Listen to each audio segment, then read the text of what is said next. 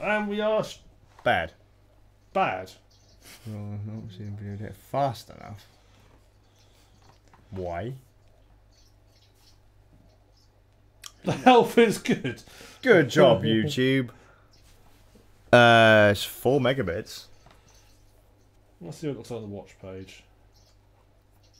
Is YouTube just being really derpy? That looks alright. No, because YouTube likes to have like 6, doesn't it? Or 6 plus. Yeah, well, it's YouTube being stupid, isn't it? That looks alright to me. I'll do. Right, well, first off, before we actually start the podcast, I'd like to apologise for everything being shit. I've set it up today, so it's going to be shit. Yes. We're just using my laptop's built-in camera. Yeah, and the Zoom 8 is quite far away from us, so audio may be a little bit shoddy, but that's okay, I'll fix it. I didn't do the audio, not for the audio. No, I didn't do anything, so you can't blame me for that. Yeah. No, we can, that's why. I mean, I could have set up the other 2 microphones, but I thought that might be a little bit... I'll just run it through multi-band compressor a dozen times or so. Eventually I'll get it out. Eventually it'll work. Eventually, it might be like no for the background noise, but eventually we'll get it there. That's how audio engineering works, isn't it? Just like press the button a lot of times and... hope. Yeah, basically. I think this is how the BBC do it as well. Yeah. Just with a laptop and a mic and a Zoom H1. Yeah, that's it. That's it. That's how they This is like straight out of the BBC's playbook. Yeah, this is... Can we get in trouble for saying that? Why? Well, no, what the BBC are up to, yeah. Dun dun dun. How did they know? Evening, Annie. Right, Annie. Evening, everybody. I'm the CRPG. I'm bad. Skazz. Welcome to episode 88 of the Weirdness podcast. 12 to go. Oh, God. Of course, it's always so exciting now because they've declared peace, haven't they? For now. Until we turn up and I've got a Rocket Man t-shirt on. Yeah. Well, all I've been seeing on last days is them just doing random stuff like, you know, shaking hands, crossing over, planting a Must tree. be like an episode of fucking Banzai for all going around shaking hands. Yeah. So we're tuning into Banzai here. What's going on? Did you see his motorcade with his escort and all the guys just running beside the limousine? That's his escort. He didn't want a JFK situation going on then. No. Yeah. No. Oh, to be fair, he's quite chunky. I don't think the bullet will be able to finish him off that easily. Nice. That's what this is. This is my bulletproof vest, you see. Is that how that Yeah, works? it is. I'm pretty sure that but Kevlar's based on fat. I'm pretty sure. So what you're saying is that if you get shot... Well, technically, though, if you get shot and you say that stops the bullet, what you're saying is you're not going to bleed out, but that might be a bit of a nightmare for us to remove the bullet from such a... But if it's, you know, been stuck in fat, am I too worried? I'll just have to lose lots of weight, then it'll appear again, won't we? You can take it out then. Is that how you're going to start like doing sit-ups and stuff? It's like, How I was inspired to lose weight being shot. SuffolkRam's ultimate diet plan. Take a bullet.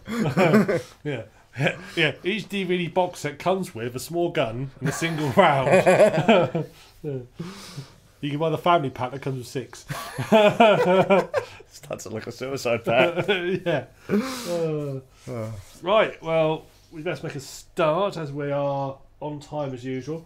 Do you notice? I've noticed the last few weeks we've been late getting started the wonder podcast. why. I'm trying to work out what the common denominator, what's changed in the last few weeks. No, I don't believe you. I reckon we're just early. We're early for next week. Yeah. Next week's? Very early for Regardless. next week, yeah. I'm trying to work out what's changed in the last few weeks that's made us late again. I can't figure it out. No idea.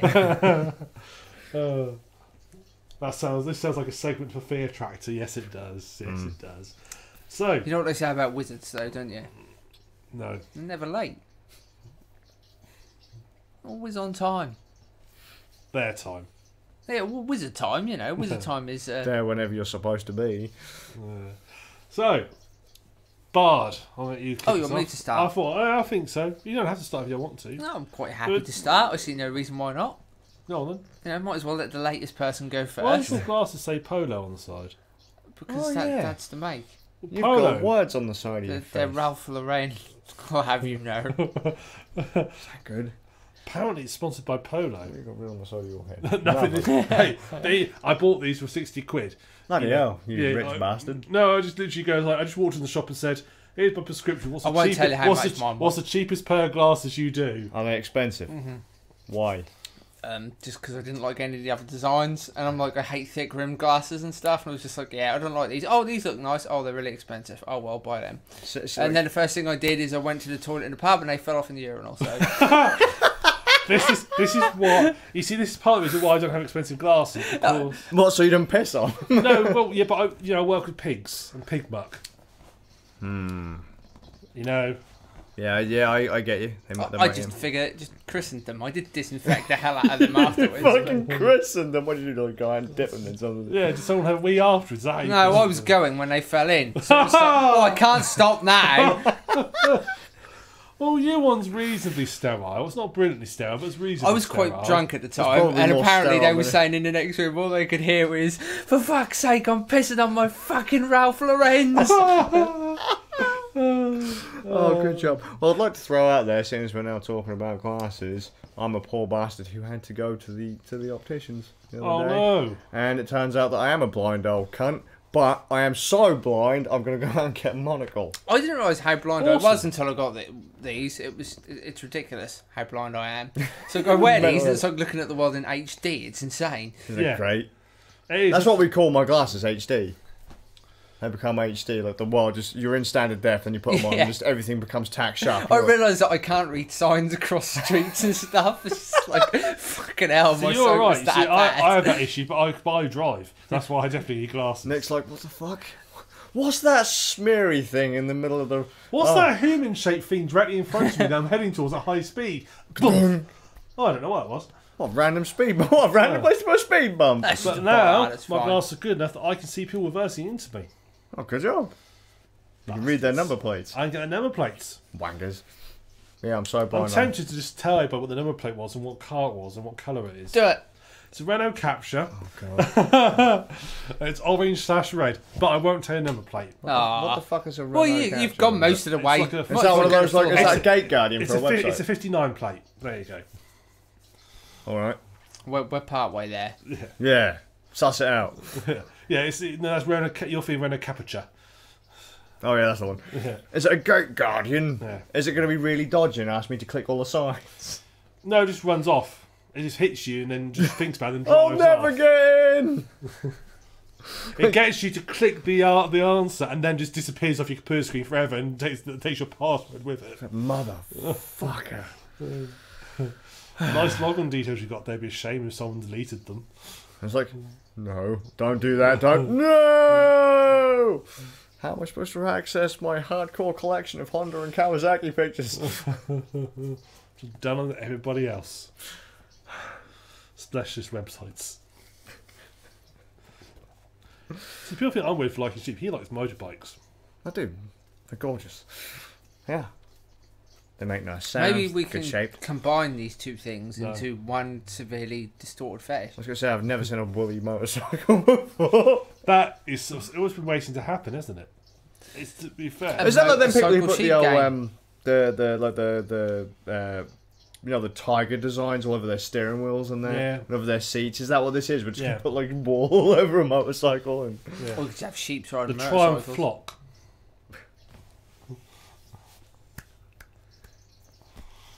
Right, Get yeah. more Well, so- anyway, let's move on. Like, that's scat. Game we've been playing. him. Right, yeah, me. Right, Frank. I'm just going to open up a really nasty Budweiser. That's angry. That's angry. What did you do to it?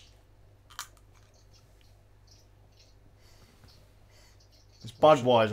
I'm trying to determine if it's been poisoned or it's not. definitely not edible, so... It's Budweiser's not really Yes, safe. it tastes awful. It's definitely Budweiser. Now, I've worked out why Americans have beer so cold. It's the only way to get rid of the awful taste of their beer, isn't it? Just make it so cold you can't taste it anymore.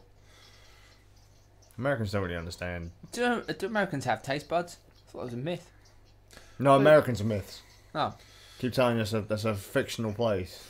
It's not real. Might as well be. It's just what we tell everyone else to keep them in line. Yeah. Don't make us send the Americans on you.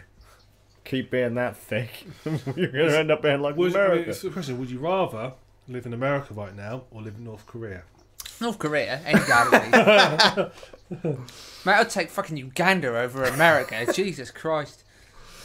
They've probably got a better health system. I reckon so. They shoot you. Hey, rather that than have to like pay. No, America. I heard they've got a great weight loss scheme over there. Yeah, they have. They've got sponsorship over there. Everything is the answer to everything is shoot you. Are we supposed to be talking about games? We are. There's been a lot of shooting people in this podcast. Right, yeah, I've been playing 2 games that were very kindly donated to me by Skazz, gifted to me from the GOG sale that happened recently. I'm continuing with my CRPG kick and picked up Shadowrun Dragonfall and Shadowrun Hong Kong, which are based on an old pen and paper RPG. I'm not sure how old actually, but it must have been around a while because there were Shadowrun games on the SNES and the I've played the Super Mega Nintendo Drive. one. The Super Nintendo one's really good.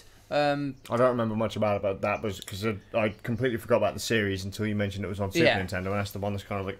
It's all isometric looking, yeah, and it's a pretty damn good game. I haven't played it in a long time. I can't remember much about it. I remember it kind of played out a bit like a role-playing game and a point-and-click. It had that kind of thing going on. But yeah, the actual pen and paper game is fairly old. I've never played the pen and paper game. I've always wanted to. Playing these have actually made me kind of want to play it a bit more. Okay. Yeah, I really like the world setup. The basic idea is that it's fantasy meets sci-fi. It's set in the real world. I didn't realise this until I was playing the games. I was like, oh, okay. I thought it would be in some sort of fantasy dimension, but no, it's set in the real world.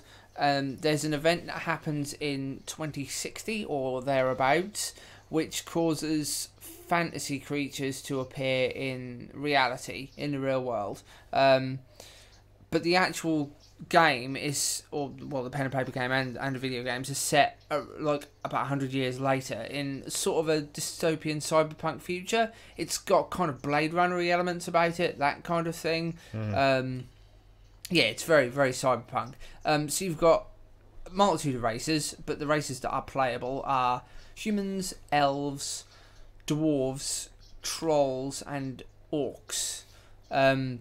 Yeah, so they've kind of come through this portal or something and just ended up in the real world. Never trust portals. Various places all over the world they appeared. A dragon appeared and then destroyed Berlin, apparently.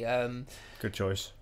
A guy took down the dragon, and they then then all sort of became a fantasy reality mix-up. What an inconsiderate bastard. I know, what's going on? But I will predominantly talk about one of the games rather than talk about both of them, although I have to say I am enjoying both of them. I finished one of them. Fucking hell, you did that quick. Yeah, I was really into it. Like, the story really got a hold of me. I was like, wow, I haven't played a game with a story this good in quite some time. Went through, which was Dragonfall, the first one. Hong Kong is a later release. I think it came out about a year or two later. That's the one I've got on Steam. Yeah, I prefer it. That's not knocking Dragonfall in any way. Dragonfall is a very, very good game, but Hong Kong's better because it just takes... Oh. Well, it's your own damn bloody fault. Oh dear. I'm a little bit disappointed because I wanted to shout at Tom. Why? Because he likes Nier Automata and I can't figure out why. Yeah. Tom, we need to have a discussion. So next podcast, don't fucking forget it because I'm getting angry. It's 2 weeks, mate. Fortnight. It's every fortnight, like clockwork. So count like... Every fortnight. 2 weeks. Why am I going this way? It's 2 weeks. Camera's there, mate. Yeah. Stop looking at that laptop. It's 2 weeks. Fortnight. Tom's actually off camera. We've just got him sat there. Look. Yeah, he's off camera with another laptop and he's messaging me right now. So, but yeah, we desperately need to have a discussion about Nier Automata because, no offense, mate, but I think you're wrong. Yeah. We did just have a discussion about Nier Automata in the kitchen for about half an hour before we did the podcast. No. We weren't late. That was for 9:30, wasn't it? We weren't. We were late for technical reasons. We weren't late for discussing Neil game Tom renting. We weren't late for discussing Neil Tom in the kitchen. Well, at least you're here in spirit. Technical reasons. At least you're here in spirit. Tom, I must stop looking at this laptop. At least you're here in spirit. Technical reasons. You mean me setting up? 2 weeks? What question mark? Yes, 2 weeks. That's 14 days. 14 days. 332 hours. Don't worry, I forgot for weeks on end. How long has it gone? About a year. Bloody hell. A year. Over a year, actually, because you were here for like one Christmas episode, and then we had a whole year and a Christmas episode without you. Actually, it wasn't a whole year, was it? It was the first couple of months of that year I was here, and then it was... No, you were definitely gone for a whole year. Because sure. I was talking about... That was the year I was talking about Dragon's Dogma. That was that Christmas, wasn't it? I think. That was a long time ago. That was a long time So I ago. don't remember it. It was quite a while back. I barely remember the Hey, last look, our podcast. viewers really needed the respite, okay? It's Yeah. It was important. Well, he's here anyway now, so you can enjoy us. He's talk never about us. wrong. Oh, trust me, mate, on this one, you're wrong. And I could fucking, seriously, I can fill an entire podcast with just the rantings on this game. In fact, I've done... Did you play Wolfenstein 2 yet? Not yet. But trust me, that's God. coming. That is coming. Oh dear. Look, you can like the game. You can like it, but you're fucking wrong, mate. You are wrong. I've done at least 9 streams on that game so far. In the nicest way possible. It's shit. Anyway. Back to Bard. I can't even remember where we were now. What we talked about, like Dragons. I got Orcs to the point have turned where up. they all Dragon turned one. up, and it's all. But yeah, it's now all in the future, and they've been there a while. You've got your basic kind of tropes going on. Orcs and trolls are kind of discriminated against. 1 second. What do you mean it gets so much better? Define it gets. When? When, mate? Carry on. Because it's going to be about a minute before we get the answer, so carry on. Sorry about that. Oh, don't worry, alright. I'll edit all these bits out, so it just sounds like... No, you bloody well won't. No, That makes him Prime sound really... entertainment. He'll be sat there twitching going, Yeah. where was I again? Have you got outside? I'll be like that robot from Total Recall that drives the taxi. So. But yeah, it's all got your usual fantasy tropes. Metahumans are kind of looked down upon. Elves a little bit less because they're pretty, so everybody's kind of like, oh well, you know, they're not human, but they're all right, kind of thing. Wankers. Dragons are the most interesting because after the first dragon, which goes nuts and destroys everything, the other dragons are a bit more clever. Because the dragons are all very different personality-wise. Dragons pretty much rule everything. They all become businessmen and corporation managers. Maybe. And so you get the sort of subtle impression that you're all just being played by the dragons. The dragons are pretty much in charge of everything, and they're fucking around with everybody, and everyone else is just kind of thinking they've got their own plans, but it all ties into what the dragons are doing. But you play a Shadowrunner, and the Shadowrunners are basically kind of like mercenaries, but criminals. They're like guys that are hired to do dirty jobs no one wants to do. So Clean the toilets. yeah, that kind of thing. Wipe dragons' asses. Yeah, pretty much.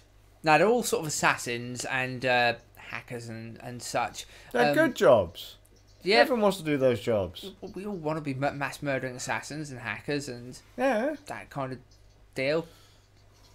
Yeah, why not? Are you really an assassin if you're a mass murderer? Oh, I suppose so. It depends if you've done. Depends If on you're a what really side good you look at it assassin from. and you've killed loads of people on various missions, Mass then yeah. murder implies that you just go in like killing hundreds of people and hoping your target's amongst them. I don't know. But then again, what about if you're an More like a assassin serial killer, and aren't you you? commit genocide by just dropping one bomb? Then you're a pretty damn good assassin, aren't I you? wouldn't say no. See, that just sounds a bit too. Assassin to me is a bit more pinpoint. You're taking out the one target that controls, sort of takes down the whole organisation. Hang on. Nick, I've got a target for you. America. Nailed it. Problem solved. How do I kill America? Go there and give them free healthcare. Holy shit, don't you be doing that. There'll be riots in the street. They will be so shocked. The idea of being able to get, Mate, they'd argue against it. They'd argue against I would it. exactly. The society would collapse over that, and then America would be dead. Also, Tom's wrong. Yeah, ban cheeseburgers. Can't do that. Yeah, only the elite can have cheeseburgers. Elite's being me. I don't know cheeseburgers.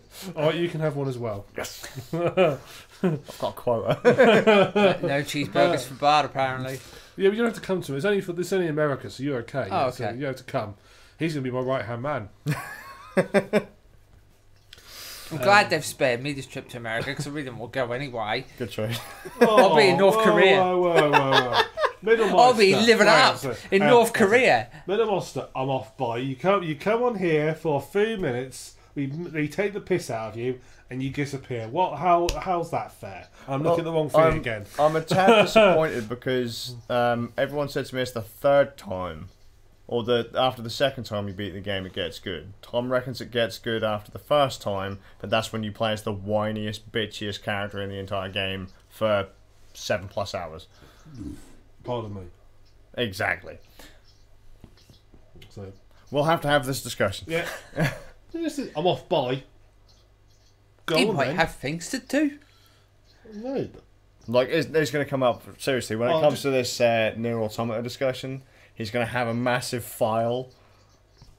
Why you should play Nier Automata. 2B, 2B, 2B, 2B, 2B, 2B, A2, A2, A2, A2, and then at the end it'll be like one thing, just like one line. Did Kamiya work on Nier Automata? We need to find this out if Hideki Kamiya worked on Automata. Because it'd be great if he got Kamiya around just to moan about it, because he's fucking hilarious. How do you spell? I'm going to look it up. How do you spell Kamiya? K-A-M-I-Y. I-way. It's like that. I-way. Whale. I-A. Y-A. Almost did it again. I-way. To hell. Nier Automata. That's new. Kamiya just used to block everyone on Twitter and talk shit to everyone. It's fucking hilarious. People try to tell him his games suck and he just comes to fuck off. But he makes pretty good games. I like Kamiya's games. I like him too. He's funny. I don't know. If he has worked on Nier Automata, then I don't know if I can forgive him on that one. It's like he did. He's responsible for Devil May Cry, Bayonetta. I'll give him Bay, but Nier. Is his first name Hideki? Hideki. Yeah. Co-founder director of Plan Game Studio said thanks to for saving Hideki Kamiya, co-founder director of Platinum Games, tweeted yesterday a thank you to Nier Automata director Yoko Taro for saving Platinum. Probably had nothing to do with it then if he's just... For saving Platinum. Really? Fucking really? Looking at that catalogue, really? Near success has to this point given Platinum a new fan base, a growing staff of brilliant success story, an increasing qualified job duplicates, and a great benefit. Normally I can't help but do everything by myself. It's a pitiful story, but to say thanks that Yoko-san saved Platinum would not be an exaggeration. I cannot thank him enough. No. Right, first off. What games have Platinum done? Metal Gear Revengeance, Rising, whatever. Wonderful 101. Crap. That Ninja Turtles game. Crap. I didn't mind a Ninja Turtles game, but it is only good for one playthrough. Legend of Korra. Yeah, Legend of Korra. Crap. That one did suck, yeah. Was that it? Bayonetta 2. Yeah, those are alright. They're good. I'll give them them. I like Metal Gear Rising as well. That was fun. Yeah. Oh, and that Transformers game, that was good as well. Yeah. Oh, the one that's based on the original series. Yeah, the Gen 1 one. Yeah. Anyway, we'll talk about Shadowrun. Right, yeah, you can pick various classes. So, but the one thing I like about this is the classes are merely archetypes. So, you've got, I think one of them is Street Samurai. So, yeah, you can figure that out. You just run around and chop stuff up. You've got Shamans, which are, they commune with spirits and they can do certain types of magic, but they're all charisma based. So, they're really talky kind of characters as well as being spellcasters. You've got mages, and the difference between mages and shamans is shamans commune with spirits to get their power. Mages just kind of force themselves into the ether, so they basically, like, it's kind of asking for power and taking power. That's the difference between them. You've got deckers.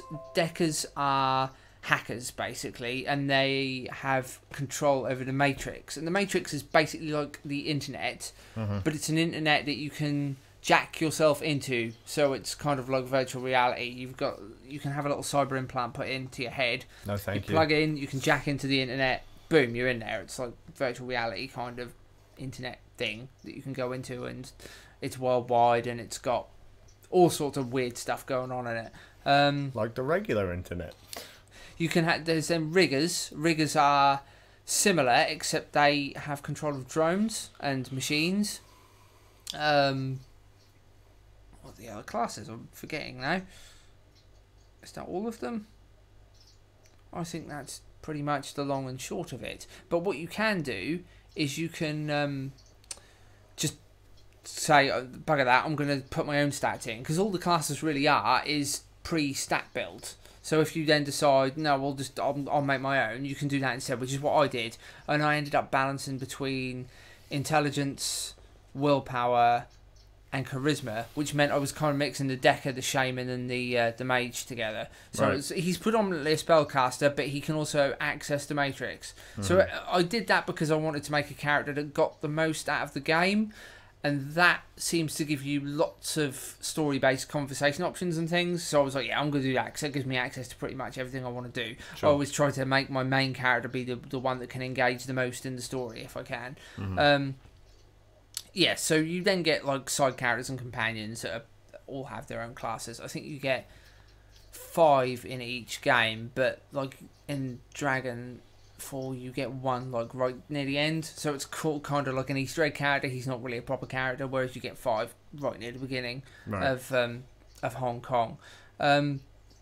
Yeah, but I'll talk about Hong Kong over Dragonfall, because although Dragonfall's really good, Hong Kong I found to be the more true to what Shadowrun's about, because Dragonfall was kind of like a big overarching global conspiracy storyline, whereas Hong Kong is more of a personal storyline based around being criminals, kind of. Yeah, so it's like it's more mission based. It's more, you're not going to save the world. You're basically, you have a situation you need to deal with, and you're going to deal with it. That simple, rather than it being this.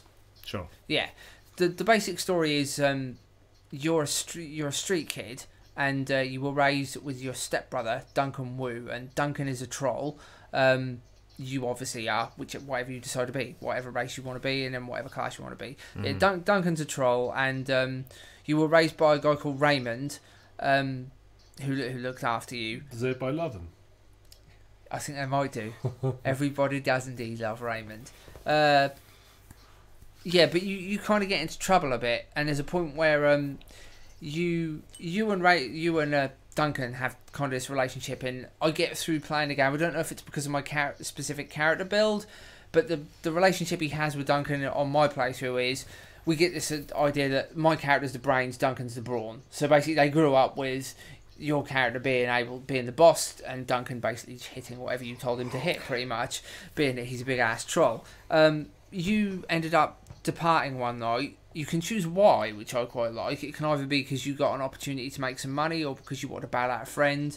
But for whatever reason, you left him behind, and you ended up getting put in prison and locked away for a certain amount of time. So Duncan kind of holds that against you a little bit. It's kind of like, he feels like you abandoned him a little bit.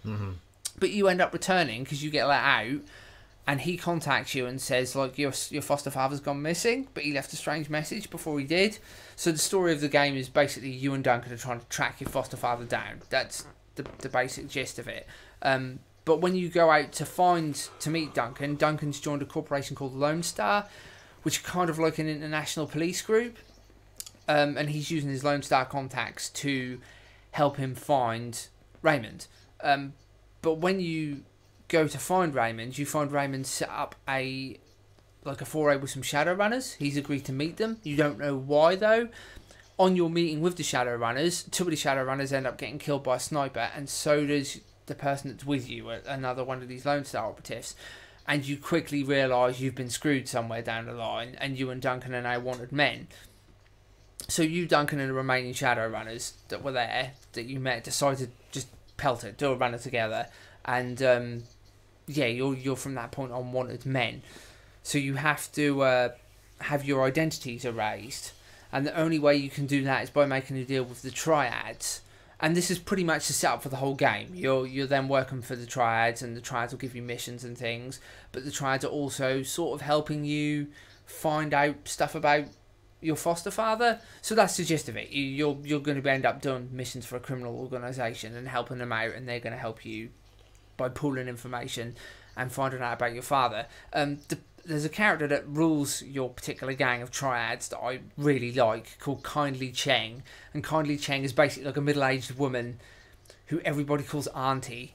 and she's really nice to everybody, except she's a complete psychopath. And yeah, if anybody fucks with her, they end up dead pretty much. So she's got this air of like, oh, you know, she's auntie and everybody loves her, but you kind of get the impression like, yeah, if you say anything out of turn, you're going to get killed pretty much. So yeah, you end up doing missions for her.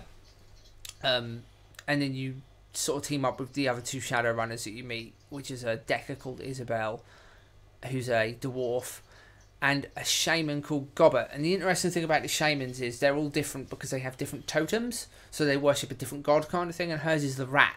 So she's got blessings of the rat, and she carries 2 pet rats around with her, and she's an orc, I think. Yeah, she's an orc, Gobbert. And from then on, you can get other characters to join you. I think there's 2 or 3 other characters, but you don't necessarily have to have them join you.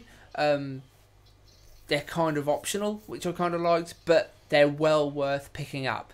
The other 2 characters are a rigger, what's his name? Ractor, his name is, and he's got his own personalised drone, which is like a robot attack dog.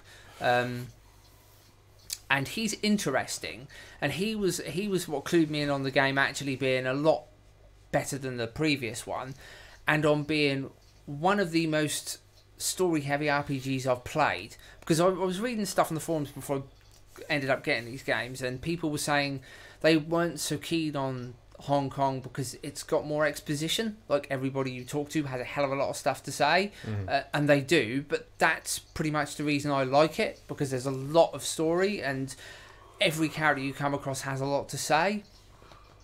And this guy in particular will talk about transhumanism. Like, if is anyone familiar with transhumanism? Yeah, pretty much. I'm a Deus Ex fan. I'm pretty much a common concept in any kind of cyberpunk narrative, isn't it? Transhumanism. So this guy talks a lot about that. Yeah, really? Yeah. Interesting. So, and this guy Ractor, he's all for transhumanism as well, and he's working his way towards it. But you get some interesting insights into what he's doing, which is good. The other character is called Gaiju, and he is a samurai, a red samurai, but he's also a ghoul. He's been infected by disease. And because the samurai of his clan, if one of them dies or if they dishonour themselves, they're supposed to commit seppuku. They're supposed to kill themselves. But he has like a bit of a problem going on because his clan expected him to kill himself when he was infected. But then he was like, why? I'm a ghoul, but all I need to do is eat human flesh, and only a little bit every like week or so. So he's like every few weeks. Well, that's fine then. Every few weeks he needs to eat human flesh. But he's like, think about it. I'm more powerful. I've got more abilities now than I had as a human. Why kill myself when I'm now more powerful and I can help us more? And then they're all like, well, you've got to do it. And he decides, fuck this. I'm not doing it. I'm more powerful. It doesn't make sense. I'm slightly with him. It's like, well, yeah, you are more powerful. You do have to eat people though. Yeah, but he does only have to eat a modicum of human flesh every like couple of weeks, I think it is. That makes it all better then. But bearing in mind, if he's eating like sort of a chop, that's fine. In their line of work, they're going to be killing a lot of people, so it's not really going to. But I like this. I like this because it does raise these questions. This is what I like about the game. Is there's lots of points where you can say to him, "Well, actually, I think you should have killed yourself," or whatever, and he'll go, "Oh, well, that's your opinion," or whatever. But he's blind as well, which is interesting because he's a shit hot killer. He's really good at killing anything. But because he's blind, he's had to adapt. Yet all of his other senses are heightened.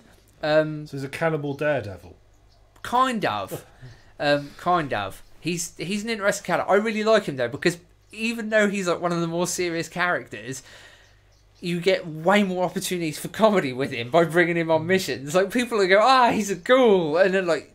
I think there's a mission where you're going through, you're trying to do something with a, like a Hollywood organisation, like a filming organisation, and some guy freaks out, and you can just be, he's in costume, you fucking idiot, and then everybody's like, oh right, yeah, he's just a guy dressed up, and he's like, no, I'm not, I'm a ghoul, and everyone's like, wow, he's a method actor, and it's just like, he's just like, oh, for fuck's sake, he really hates it, but you just carry on with it. It's really quite cool. Another thing I really like about this game, over some of the other RPGs, is it's got a hub. Like, you've got like a home city base, and I think this is a good idea because your missions obviously take you to different places, but you always end up coming back to the hub. And that means that the characters that live in that hub all have character growth. So throughout the game, all the merchants you have dealings with and all the different characters that live within this area, you kind of get more exposition on them as you're going through, so you learn a little bit more about them, and there's some really interesting characters amongst them. They're really worth talking to, even though there's a lot of story. And I did have to get to points where I'd have long gameplay stretches where there was no action whatsoever, but I like that. I even built my character for that. My character's kind of built around being talky, so I do get like combat encounters, but the bulk of my game time has been interaction and talking with people. But I particularly like that, and I think that works rather well. Yeah, I don't know really what else to say about it, to be honest with you.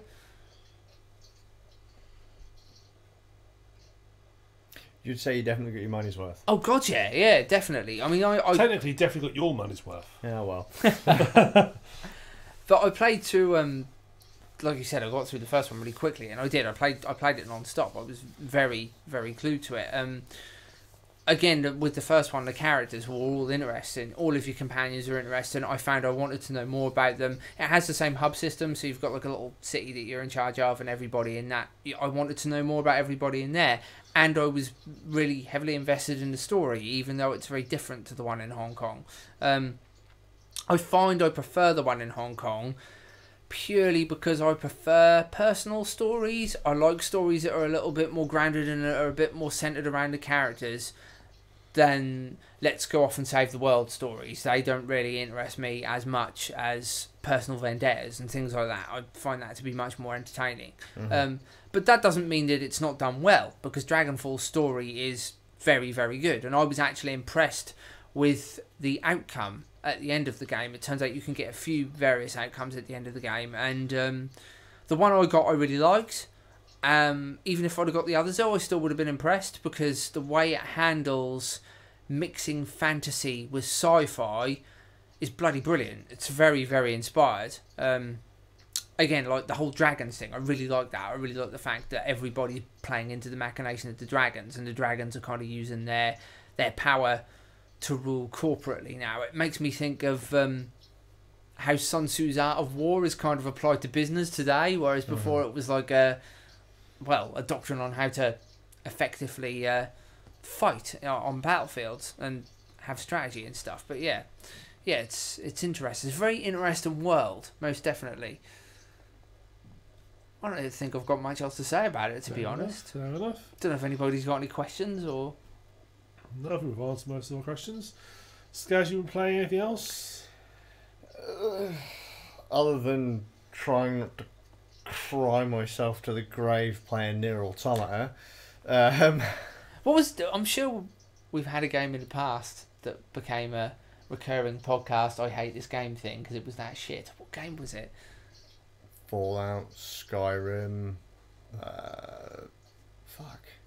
Skyrim's always been one for us, though, hasn't it? Just like, yeah. I kicked Skyrim just because of the world is just so. See, Skyrim's kind of like the opposite of the game I'm playing now. It's like there's no exposition. The world is dead. The characters aren't interesting. They're unlikable. There's nothing to them. I'm sure the story would be interesting in Skyrim if there was kind of more to it. Yeah, I think also you've got to have a good balance of characters, and Skyrim for me didn't have three voice actors. Yeah. That doesn't help. And it didn't have any characters. I'm pretty sure it's two, one of them putting another voice on for the third one. Oh, right. Well, I missed that one. It didn't have any characters I liked. There wasn't. It's got Stephen Russell in it. Yeah, but he's not really. He doesn't really play any interesting characters, though, does he? No. The character he plays is a proper dick, and you end up killing him anyway. Yeah. Yeah, I can't think of a single character I liked in Skyrim. Yeah, there probably wasn't one. Don't think there was. So I ended up playing through the game. I don't like him. Oh right, I'm supposed to have to decide between these two warring factions which one I like. Get rid of both. That's the same problem I had with Nier. To be honest, it's like, oh, I'm supposed to care for this character, but I don't. Oh, I'm supposed to care for this character. That's a big thing for me in a lot of games. I have to have some kind of established like of a character. A character has to speak to me. If a character doesn't have either a reason for me to like or dislike them, then they're just pointless. There's no real. See, I will have this discussion with Tom at some point, Otherwise, that's just going to fucking kill me if not. Because I need to find a Nier fan who I can... Because, I mean, I've been talking to Stewie3D about it a lot. He streamed the game through, absolutely loves it. I mean, I did go on record at the start of today's stream thinking, yeah, round 3 through the game is going to be the one that I really like, or the one that everyone says I'm going to really like. And then he said, oh, yeah, the DLC's on sale now as well, so there's, like, extra stuff.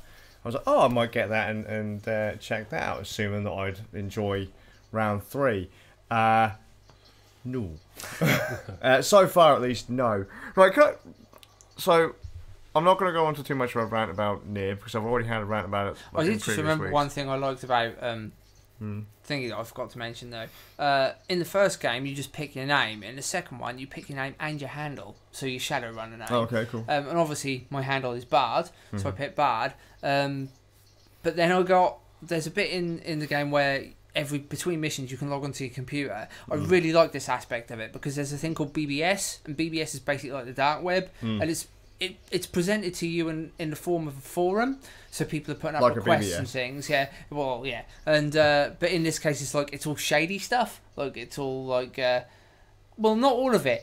All the characters that post on the BBS are shady, basically. They're all Shadowrunners, or they're all kind of criminals, or involved, or they're hackers and deckers and stuff.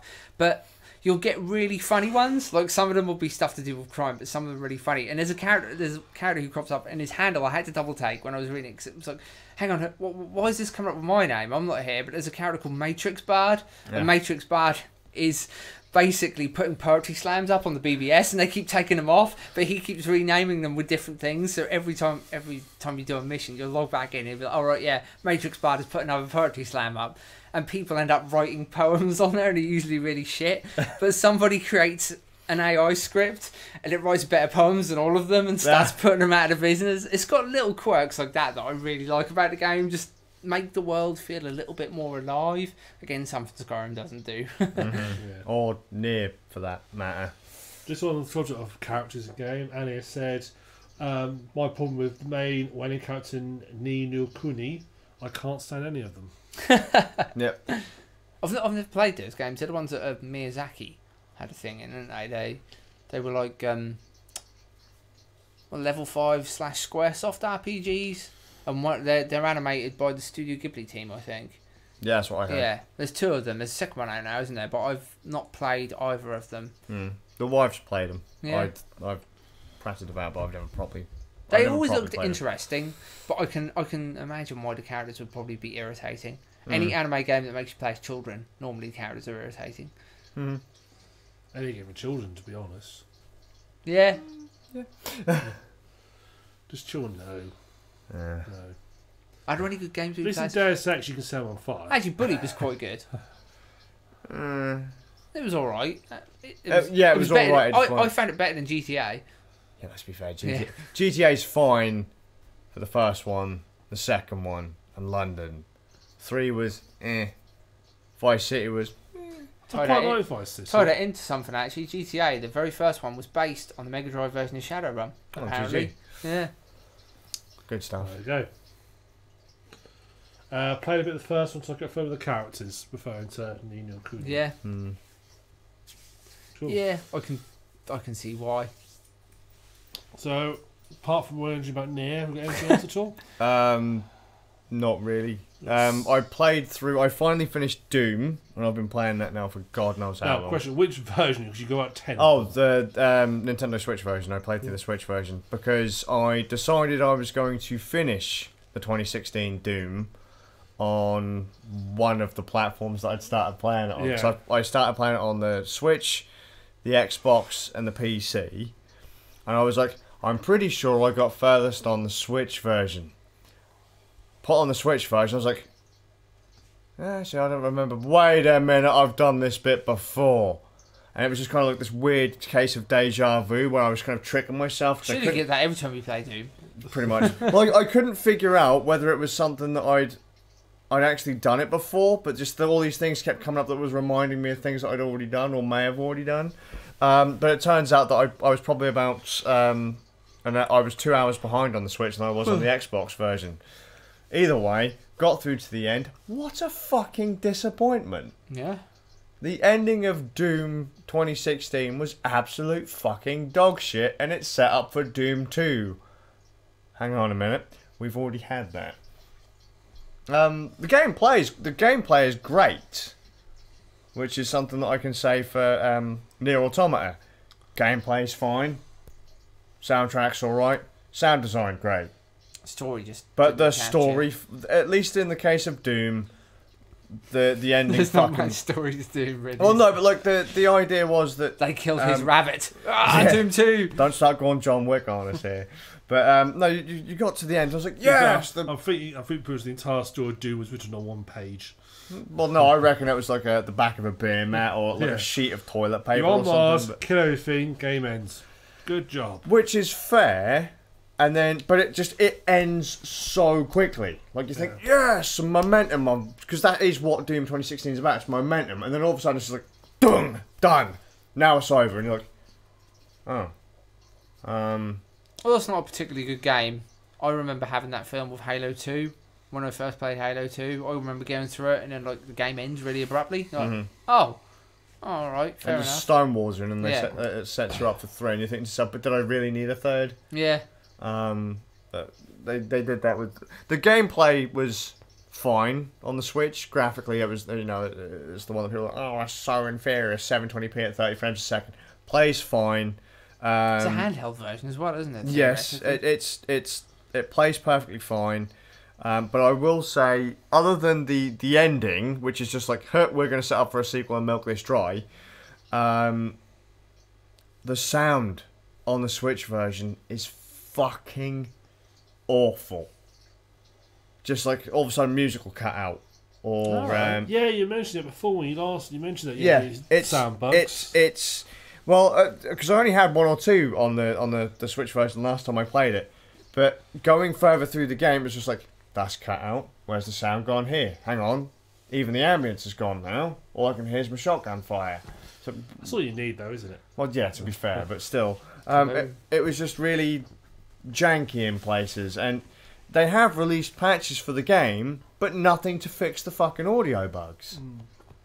Is that an issue with what you're having, or is it's a known issue? It seems to be a known issue. Yeah. A few people have complained that the audio in the Switch version is fucking jank as all balls, but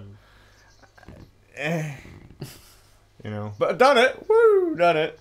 And now I know that if I want to finish it on the Xbox, I'm right on near enough the last stage on the Xbox as well, so I can just power through that one. Would I say that it matters what version you play? No.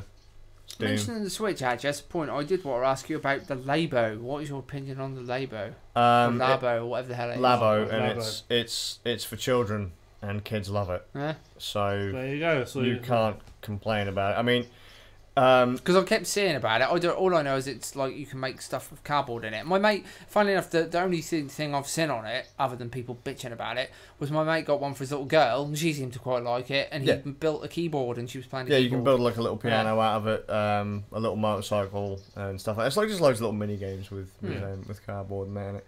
But, so, right, Labo. It's for children.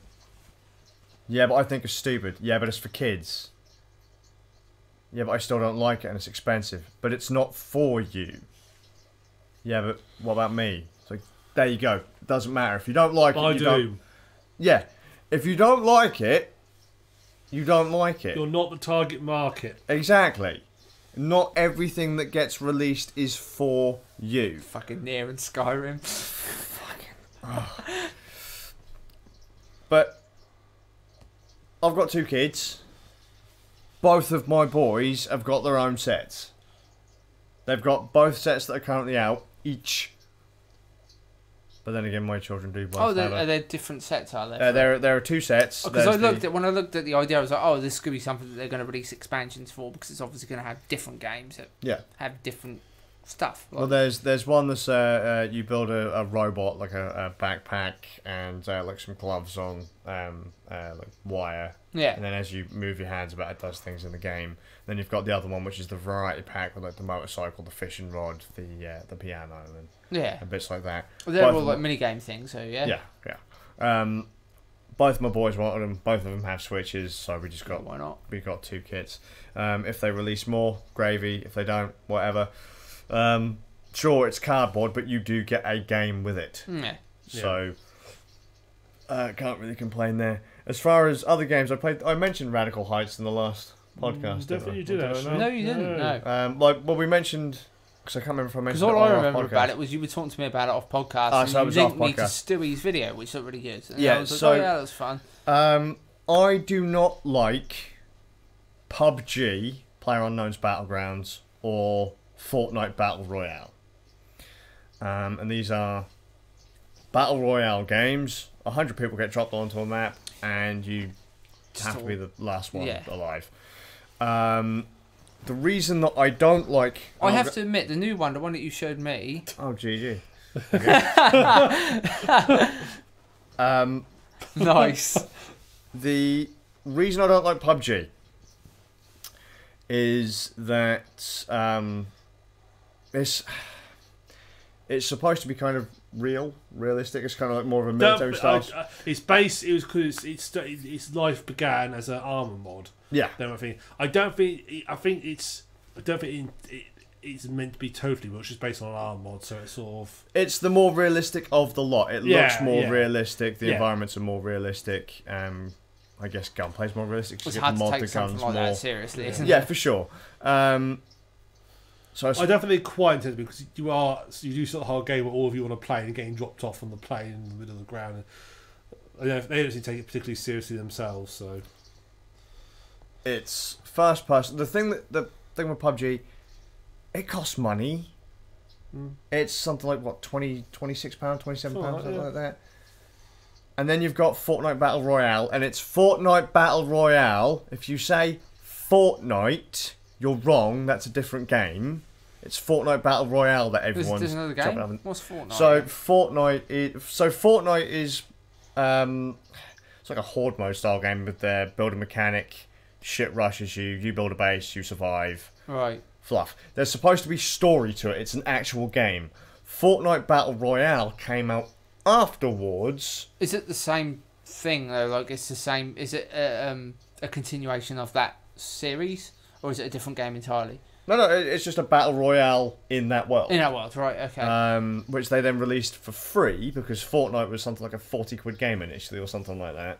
And then they're like, "Oh, Fortnite Battle Royale. Battle Royales are popular. No one's buying Fortnite, so let's do that." Yeah. Although apparently Fortnite will come out free eventually too. It's just that was to help fund development or something like that. It's from Epic Games. Okay. That one is basically a cartoony battle royale game with a building mechanic. Right. And I don't like the building mechanic. The cartoony graphics fine, but I don't like the building mechanic. Okay. It just seems a bit like it doesn't fit, or kind of. I mean, if you like it, you like it. It just doesn't sit with me. Yeah. So you got PUBG on the serious end, Fortnite on the goofy fuck about end, with some interesting little mechanics. I have to say, the three that I've seen, Radical Heights is like the one I'd be more likely to play. And then there's Radical Heights. Is it not made by somebody who had something to do with Unreal Tournament? I was reading. It's Cliffy B. Right. Cliffy B helped with Unreal Tournament, 2003, 2004. Shit. What was that? Guy's already got a decent resume then. Yeah, for sure. And then he did Lawbreakers, which everyone just shat all over for very little reason, to be fair. And then Radical Heights. Everyone's like, "Oh, Radical Heights is just Fortnite. That's gay. Go and play Fortnite." It's like, but then Fortnite is just PUBG, but with yeah, but it's free. It's like, well, all right, fair. But then Radical Heights has only been out for less than a month. And it's an alpha. It's an alpha. They have built the engine. It's a bit janky. They've got the gunplay down. And they've built a rough map. Then they've released it and said, it's free. Yeah. Play it. It's a bit broken, but play it. Broken isn't always bad, though. Sometimes you have fun. Some of the goofiness is... the way it breaks is fucking hilarious sometimes, but still... if you remember our favourite pastime with Minority Report, a broken game, let's exploit the fuck out of it. Ragdoll the shit out of it and throw yourselves out of windows. But, as a clown. I missed that game. Yeah, it was fucking great. But it was shit, but it was brilliant. No, it was great because you could just goof about in it, Yeah. which is the exact same thing with Radical Heights. So everyone has dogged on it because, oh mate, it's another another battle royale game. But you got 3. Got fucking 3. It's not like this is a ridiculously crowded genre like RPGs and first-person shooters. Like MOBAs, isn't it? There's loads of them, and no one complains. yeah, then there's like loads of kind of Counter-Strike-ish games, isn't there, and stuff like that. But I have to admit, on the MOBA front, a new character came out for Heroes of the Storm that I've been waiting for, and I picked him up. He's fucking sublimely awesome. It's Deckard Cain from Diablo. Oh god. And he's absolutely brilliant. Everybody loves Deckard Cain. Everybody's played Diablo. What? What's wrong with Deckard Cain? Stay a while and listen. Dude's just Sean Connery, but old. Wait, what? Sean Connery found the fountain of youth. Sean Connery's such a spring chicken, isn't Sean Connery, but extra old. But I always imagine Sean Connery as James Bond, but you know he'll always. Sean Connery never changes. What he's saying is he's Sean Connery. Ah, right. Well, okay. Yeah. Well, actually, technically, he's Sean Connery in spoiler alert dead, but in Heroes of the Storm, he's still alive. Oh well, there you go. Magic. Unless you kill him in Heroes of the Storm. Yeah, and then he comes back. Because you can never truly be dead. He comes back for the next round. God damn it. Radical Heights is... So imagine PUBG and Fortnite, but as an 80s game show like Smash TV. It reminds me a lot... It's got that same kind of charm that Saints Row 3 had. It's got that whole... It's inspired by retro stuff. It's got an 80s soundtrack. Everybody looks like they're in a hair metal band from the video and stuff. You're an 80s action hero. Yeah. You're taking part in a game show. It's got a neat soundtrack. There are fucking arcades everywhere. You can rock around on a BMX if you want to. You know, it's buckets and buckets full of cheese, and it's hilarious. Yeah, it's just like a playpen to fuck around in, isn't it? By the looks of it. There's nothing serious about it at all.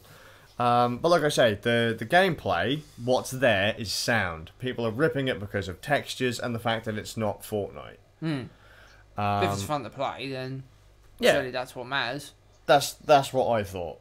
It sold me on the 80s aesthetic alone. The fact that, so in PUBG and Fortnite, you hop out your plane or your flying bus or whatever it is, and then you either glide down or parachute down to the ground into your zone. In Radical Heights, you literally jump from the rafters of the TV studio, and rather than deploying a parachute or anything, you just fucking hit the floor, combat roll, and run. Nice. That's it. Fucking hilarious. You don't stop, you just go, mate. You're a tank. Yes. Doesn't take itself seriously at all. Exactly. Rather than you have the option of I could sneak into this building, or I could combat roll through the window, making shit tons of noise but boosting my adrenaline so that I'm a little bit more accurate in a firefight. Right. I could sneak through this door and just open the door and then shut it behind me, or I could fucking mighty boot the bastard. Are you going to Seagala or Van Damme? Got Van Damme, because Seagala just fuck it up. There you go. So it's neat. I've played it for about 10 hours now, and I've never won a match. I've come pretty fucking close. Well, it's just, top 100, and I'm going to be honest, I'm not a particularly great shot in the game. But it's so fucking fun. I could just drop to the floor and then get killed in about 30 seconds. Yeah, because it's not team-based, is it? You just win yourself. You can have 2 players, and they've got teams coming in the future. Okay. Because I've been playing with Stewie 3D, DeWald. Yeah. And it's just a laugh. Just jump in, shoot the shit out of each other, and be done with it. Fucking ride around on your BMX, doing little dances, and fire rocket launcher while you're on your BMX. Yeah, why not? Fucking grabbing guns from vending machines. Yeah, I watched Stewie playing it for a little while, and it did look fun. Mm-hmm. Yeah. It's not really something that you can explain very well, other than it's an 80s battle royale. Well, I guess the best way of explaining it is an open sort of area tournament shooter where you can just get like weapons from all over the shop. Yeah. Because weapons everywhere, isn't there? You can use practically anything as a weapon. Find them on the floor, get them from vending machines. It makes me think of like what Power Stone could have been. Maybe. Like if it was made now, kind of thing.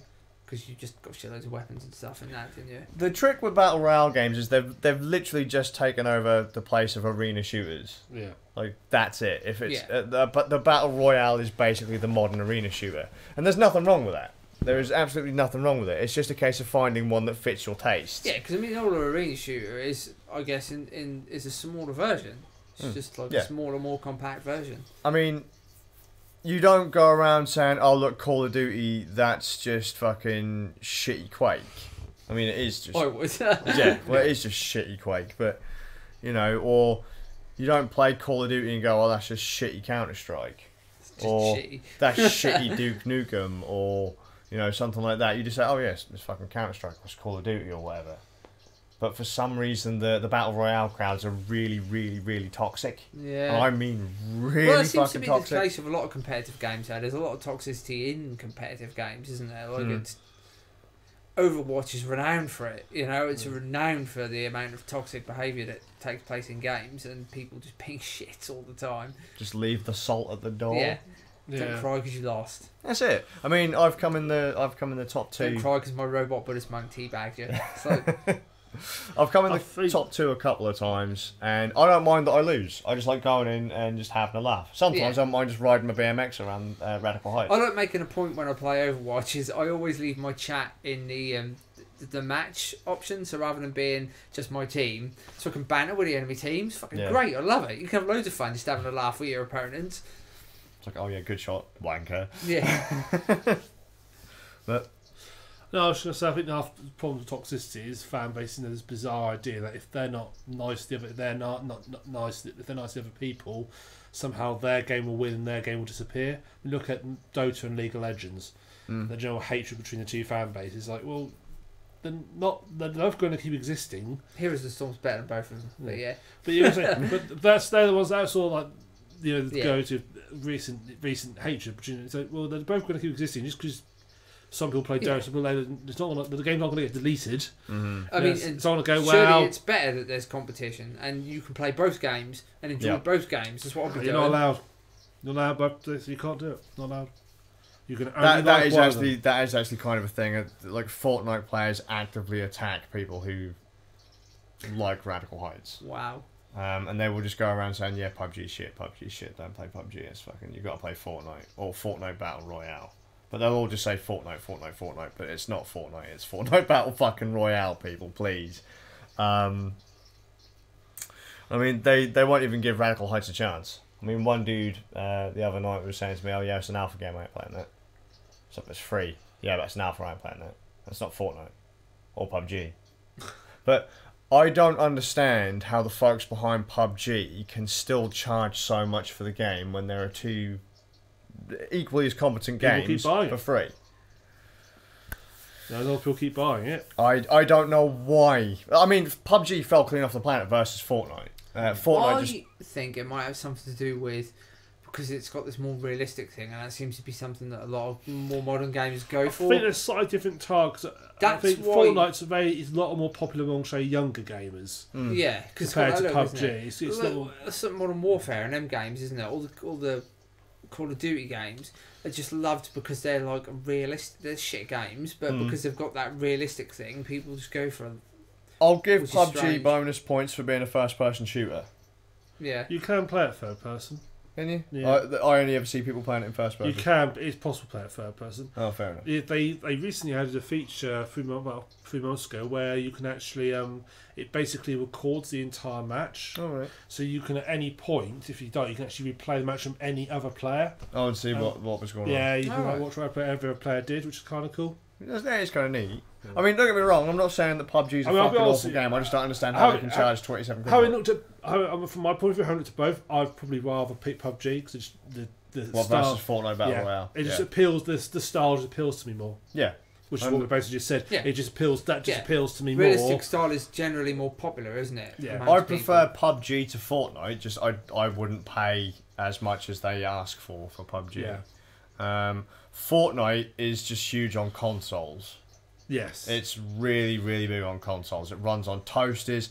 I don't understand why it's so popular. I really don't. It's on phones. Well, yeah, it's free. It's not... I can't say it's not that good of a game. It's just it's not. I don't understand. See, one of my gaming groups, the guys in it are a little bit younger than me. They're about 6 or 7 years younger. So they're not a little bit younger than me. You're an old man. Yeah, I am. I'm the old. You got your fucking Zimmer frame, and fat. they're laughing with the old. They talk about new games and stuff, and I'm like, like, in my day. And like they do tend to talk about games that I just go, they look shit, but that's just stuff that they like and that are popular. Like, and one of those games was one of the ones you mentioned a little while ago. It was Fortnite, and then there was Battleborn came up as well. And Overwatch, and they're all sort of. I thought, oh well, they're all sort of similar games anyway, you know. Yeah. None of them are particularly bad, but as I say, of the three, I prefer Radical Heights. Yeah. I understand why a lot of my friends prefer PUBG. I've got one mate who I used to play shooters with back in the day. Fucking loves PUBG. That's his main game. It's fine. I mean, I wouldn't be against playing PUBG if I could get it for sub £15. Yeah. But I won't pay over £20 for a Battle Royale title. Yeah. See, I bought Overwatch for about £16. I wouldn't have paid more than that for it. Yeah. Like for just a team game that I'm going to play every now and then. Yeah. And Fortnite Battle Royale, I just... Loads of my mates keep saying, oh, we have to play it, but I just cannot get on with the building mechanic. Can't get on with it. Yeah. That is pretty much it. Fair enough. The only game we have to play at the moment is Armello. Yes. Get on that. Cool. Anything else? Or moving on? Is it you done? Moving on, because I'm just rambling. I'm just talking shit for the sake of space filling. I've been replaying a game I talked many years ago about. Right. I'm replaying Alien Isolation. Bloody hell. Now, because last time I talked about it, 2014. Wow. Yes. It doesn't seem like it was that long ago. We said the exact same thing. I thought it was like 2000. You thought it was like 2016. That's what I said yeah. about 2016. No, it's 2014 that came Bloody out. hell. Maybe it was 2016 for the Linux release? Maybe. I just remember us talking about. I bought it on release, so I know. I remember us talking about it before release, like literally talking about concept stuff for it. Like, but I bought it, I played it, and it was weird because I was really liking it, really enjoying it. I just got to one bit and just completely stopped. That happens though sometimes. I do that with games all the time. I was liking it, but this time I decided if I want to play it again, I want to do a horror game again, and I want to do a Let's Play again, and I want to do Alien Isolation. Played it. So I've been recording, which is nice because I'm sort of in the half I often do Let's Plays I've already played, so I know what's going to happen. Sure. This is on stage like, oh no, I know, I've literally got to the part now. I literally only got about 2 hours in, you know. I thought I got further in, but no, I only got about 2 hours into the game. Yeah, I honestly thought I got quite far in, but no, only about a couple of hours in. Jesus. Yeah, I literally sort of got past like sort of the first main stealth mission onto like the second sort of main mission where you properly encounter the alien, and that was it. I just have this vision of you like you've launched the game. Yeah, mate, I fucking played it for ages. I got up to this bit where it said like press enter or press any key, and then. And it was an achievement. Yeah, and then I stopped playing the game. It's like, you mean you got to the title screen? Yeah, that one with the new game and, and options. That puzzle. That was really, really difficult, so I had to turn it off to give us some time. Yeah, think about it. So, you take on the role, it's set 15 years after the first Alien film. You play Amanda Ripley, who's Ellen Ripley's daughter. And you're sort of trying to... No one knows what's happened. At this point, no one knows what happened to Ripley because there's about 50 years between the first and second film. No one knows what happened to her. But they find the flight recorder. This basically this ship has found the flight recorder from the Nostromo. And it takes to a nearby space station called Sevastopol Station. And so, being company being Braille and Unitide property, they say, don't touch it, we're going to come see it. And they invite Amanda Ripley to go along with them to basically see if get some closure on it. So you fly off to Sevastopol Station. It's run by a company called Skazz, which is like a sort of... It wants to be very Unitide, but it isn't. It's shit comparison. It's just isn't in the same anywhere in the same league. And when you get there, the station is damaged. Everything's gone to hell. Turns out the station's been decommissioned, so everybody's being shipped off it. But something's gone horribly wrong. There's some creature running about. No prizes for guessing what the creature is. So it's a stealth game. Is it a puppy? It isn't a puppy, no. It's a stealth game. It's like a survival. It's like a bit like amnesia, a bit like Dark Descent. You can't fight back against the alien. It's great. The alien's also the creature. But you can troll the fuck out of it. Yes, you can. You can absolutely mess it up. Because it's switched between quite smart to quite dumb as well at the same time. There's been a couple of moments like, oh shit, and literally I'm sitting in the corner of the room, I haven't got anywhere to hide, it walks in, walks past me, walks out again, stands at the doorway for a bit I'm thinking, oh shit. Walks back in, looks at me, then jumps back into the I was just imagining all of this like that far away from your face, and you're like, oh shit. You then shit your pants, quite literally. I was like, it's going to notice me, it's going to kill me. It just Were you turns pregnant around. with an alien baby? Because that's what happened in the film, isn't it? Not in... Alien 3. Yes, it does. Yeah, it comes right up to her, doesn't it? And it looks on her face, then it just fucks off. No, you have to have Alien Resurrection. Is it Alien Resurrection? Yeah, with the human alien hybrid thing. No, it happens in Alien 3 as well, because she falls into things and shit at the end, and it comes out, the chest comes out as she's dying. Spoiler alert. We don't talk about Alien 3. Alien 3 is shit. It is shit, but that's what Alien I remember. 3 completely destroys the whole ending of Aliens. Yeah. The aliens, they escape. There's like 3 people who survive, including the child, who's like the main focal point of the whole film is saving this child, and they just kill him off in the very first 10 minutes of Alien 3 because she'd be supposed to be awkward having her there. Yeah.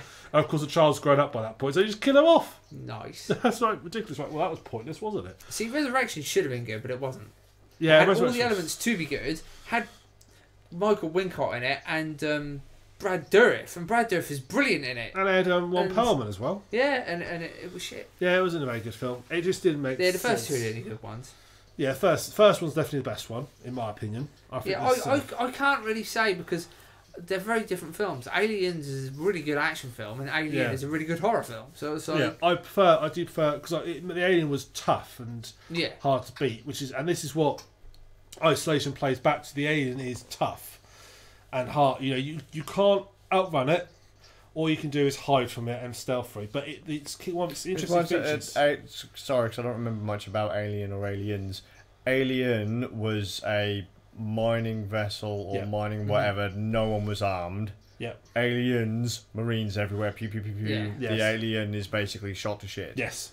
Yeah. Okay. No. Yeah. Although they try and fight it, so that, the weapons have been upgraded as well, haven't they? Yeah. Because they had the smart gun, which was like a modified version of the guns that they had before that weren't in the first film. But you got the impression that the military had upgraded to deal with this threat. Yeah. Yeah. They didn't know about. No one officially knew about the threat. Yeah. So yeah, but you're right. Alien. Nostromo. The film. Nostromo gets the stress signal. It's in deep space. Gets the stress signal. Wakes the crew up. They land. They found this derelict alien spaceship. They go aboard. They find the eggs. One of the crew members, Kane, gets infected. Yeah, he gets face raped by the alien. Taken back to the ship, and shortly afterwards, it comes bursting out his chest. It runs around, starts picking Captain Kirk turns face raped by an alien. You say? Yeah, and also a little bit later, basically the crew start getting picked off one by this predator, and that's how they try and deal with it and how they try and fight it. And aliens, you say, they go back to the planet, which has now got a colony on it, and they basically go back in all guns blazing. So Alien Isolation is based on the first film style. You can't fight it. If you try, all your weapons can't damage it. You can scale off with flame and Molotov stuff will scale off, but nothing else will hurt it. The interesting thing about it is the alien will learn and adapt to how you play. So if every time you encounter it, you hide in a locker, eventually it will start looking in lockers more. It'll start searching them more because it'll learn that's where you like to hide. So if you keep doing the same trick every single time, it'll just after a while start aggressively checking every locker. Or you often need to find these vents and stuff. If you keep hiding in vents, eventually it'll just automatically start looking in every single vent it comes across to try and find it. It learns your tactics. So I've been trying to not do the same thing every single time. You have the motion tracker, which is quite good because it shows you obviously where if it's nearby. It shows everything, but only shows motion. So if it stands still, you don't know where it is. But it's when it shows motion. But it does, handy though, it does always give you a distance. It's not obvious, but actually does have a little distance counter. It tells you how close it is. Okay. So you know if it's like within 5 metres of you, you can start panicking. That's quite sort of screwed. You're walking around, also you see the little, even if you ain't got on the screen, it'll bleep at you to let you know it's picked something up. I can hear that sound in my head. It's a classic sound. Yeah, and it proper gets to measure. You're just sitting there looking at it. But because that makes noise, if you have up to when the alien's too close, it'll hear it. It's got all these little details, like, okay, and also when you have the motion tracker up, because you're focusing on that, everything else is blurred because your depth of perception on that. You're looking at but the you screen. can switch between the two, but you can't focus on both simultaneously. So you have to sort of like pick and choose. You know, if you hide in lockers, you can, you know, like hold your breath if it gets too close to try and avoid it, or if anyone else gets too close, you can hold your breath so they can't look and hear you. Every sort of thing about even like the saving of it is designed to be a risk reward. So when you save the game, there's like this all merge your core points. You put a little card in, and it takes about 5 seconds to actually allow you to save the game. So basically, it will. I remember you saying about this. Didn't you get jumped at the save point? Yeah, I did once. And literally, you put the card as these 3 lights, and they go bing, bing, bing, and then you can save the game. So it's risk reward. Just saving the game is risk reward. You know, is the alien going to come up and find me? You know, it's very, very sort of. It doesn't break all the atmosphere the whole time. You know, computers are all done. You zoom in on, but it's all done. You're all still in game. Something can sneak up at you while using a computer and kill you. There was one bit where there's these rewire panels where you can like redirect power around the facility, and there's a CCTV camera wanted to switch off. So I went to the rewire panel. I did notice there's a vent directly above it. I'm just in the rewire panel, so I just hear this noise, and I just get stabbed through the chest by the alien's tail as it's come down. Oops. I will say the one has got the issue whereby, which you get in some sort of horror games, because it's sort of the alien doesn't have like patrol path, it's quite randomised where it goes. When you're hiding from it, it does get stage of you going, oh for fuck's sake, piss off. Yeah. Now what's going on? And there are points where you can't outrun it, which means if you then do this still risk of moving on, and it's very quick, you know, it doesn't take long to get to you, and you never know, and your counter only goes up to 96. Now, if it's 96 meters away, it takes literally seconds to get within range of you. Jesus Christ. So, but it could be the other side of the level. You don't know. So when you're trying to move, you think, oh, it's quite far away, it's funny. And if you don't hear it bounding towards you, you might not have enough time to get anywhere to hide. And you almost want the case of it, when it goes away, you know it's going to be away for like 30 seconds or so you can get on. Because it does feel occasionally it's gone from risk reward to you're dying because you're just the dice roll bad. The dice roll badly for you. There's no way you could get past. There's no strategy you could do to escape this. RNG. Yeah, so it is like that. I mean, it's still fun. You have other elements as well. I mean, there's humans aboard the space station as well. There are a few nice ones. Most of them are people like trying to survive something like gangs and so forth, and they will sort of shoot and hunt you down. But you can go and take them out, but you've got to be careful to take them out because any noise you make attracts the alien. I mean, I did have one bit where I got into a fight, shot one of them, and I just had the alien come down. There's about 6 of them. I just sat there hidden underneath this sort of like hospital table as they're all screaming and being killed by the alien. And then it sort of like stalks about a bit. While it's all killing them, I sort of sneak off and leave it to them. There's androids in it as well. The androids controllers, and they're really creepy. The androids. Yeah, because they're cheap. They're called Working Joes, and they are like sort of the cheap. So strange, I make humanoid androids. You can't tell between a humanoid, a alien android, and a real person. They're still constructed, but they look and sound human. These Working Joes are like really uncanny. They like mannequins basically. Yeah. So imagine mannequins are usually like sort of a blue or sort of like white, sort of like pale colour, and the only thing you can tell their eyes glow, and they have like bit that you can tell the eyes sort of blue. You know they're sort of quite safe. They go red, it means they're aggressive, but they sort of never break character. They'll say things like, "You shouldn't be here," and as they're beating you to a pulp with their hands, and they'll throw it, and it's very visual, so it's sort of immersive because the drones will grab you and you'll throw you across the room. You'll see it from first person as you're being thrown across the room, and they'll throw on the ground and they'll just look at you, put their sort of things to lips and sort of do a shusum as they then stamp your head down with their boot. Nice. It's there, and they are quite creepy. So working your way around past them, so it's just sort of fry up a little bit, you have to work your way down the different systems and processes. And it's very stressful. I mean, I could do about 2-hour sessions and I had to stop.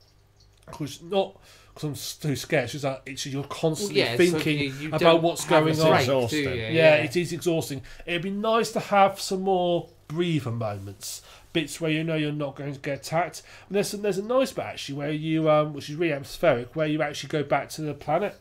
Not directly, there's like this flashback, and you play the flashback, and you play the one that you interview this character, and you say explain what's going on, and you end up playing in the flashback as him, and you're on the alien planet where they originally came from. It's LV-426 is the name of the planet, or the designated planet, and you actually play him and you walk your way through, and that is so atmospheric. It made me think of the underwater bit of Soma, where you're like sort of you're dancing. It's really oppressive. It really feels it's got great atmosphere. So it is a really good game. I would recommend it. It's on sale on Steam at the moment. It is apparently, yeah. It is, so yeah, definitely a really good game. Okay. What question? Can you get any with the other nasties? Aliens won't attack androids because they don't. It's because the aliens in universe goes after sort of like organic things. It doesn't. It just sees an android as a piece of machinery, so it doesn't bother with it. So it won't attack androids, but it will obviously kill humans. It'll kill them quite instantly. So what a bastard!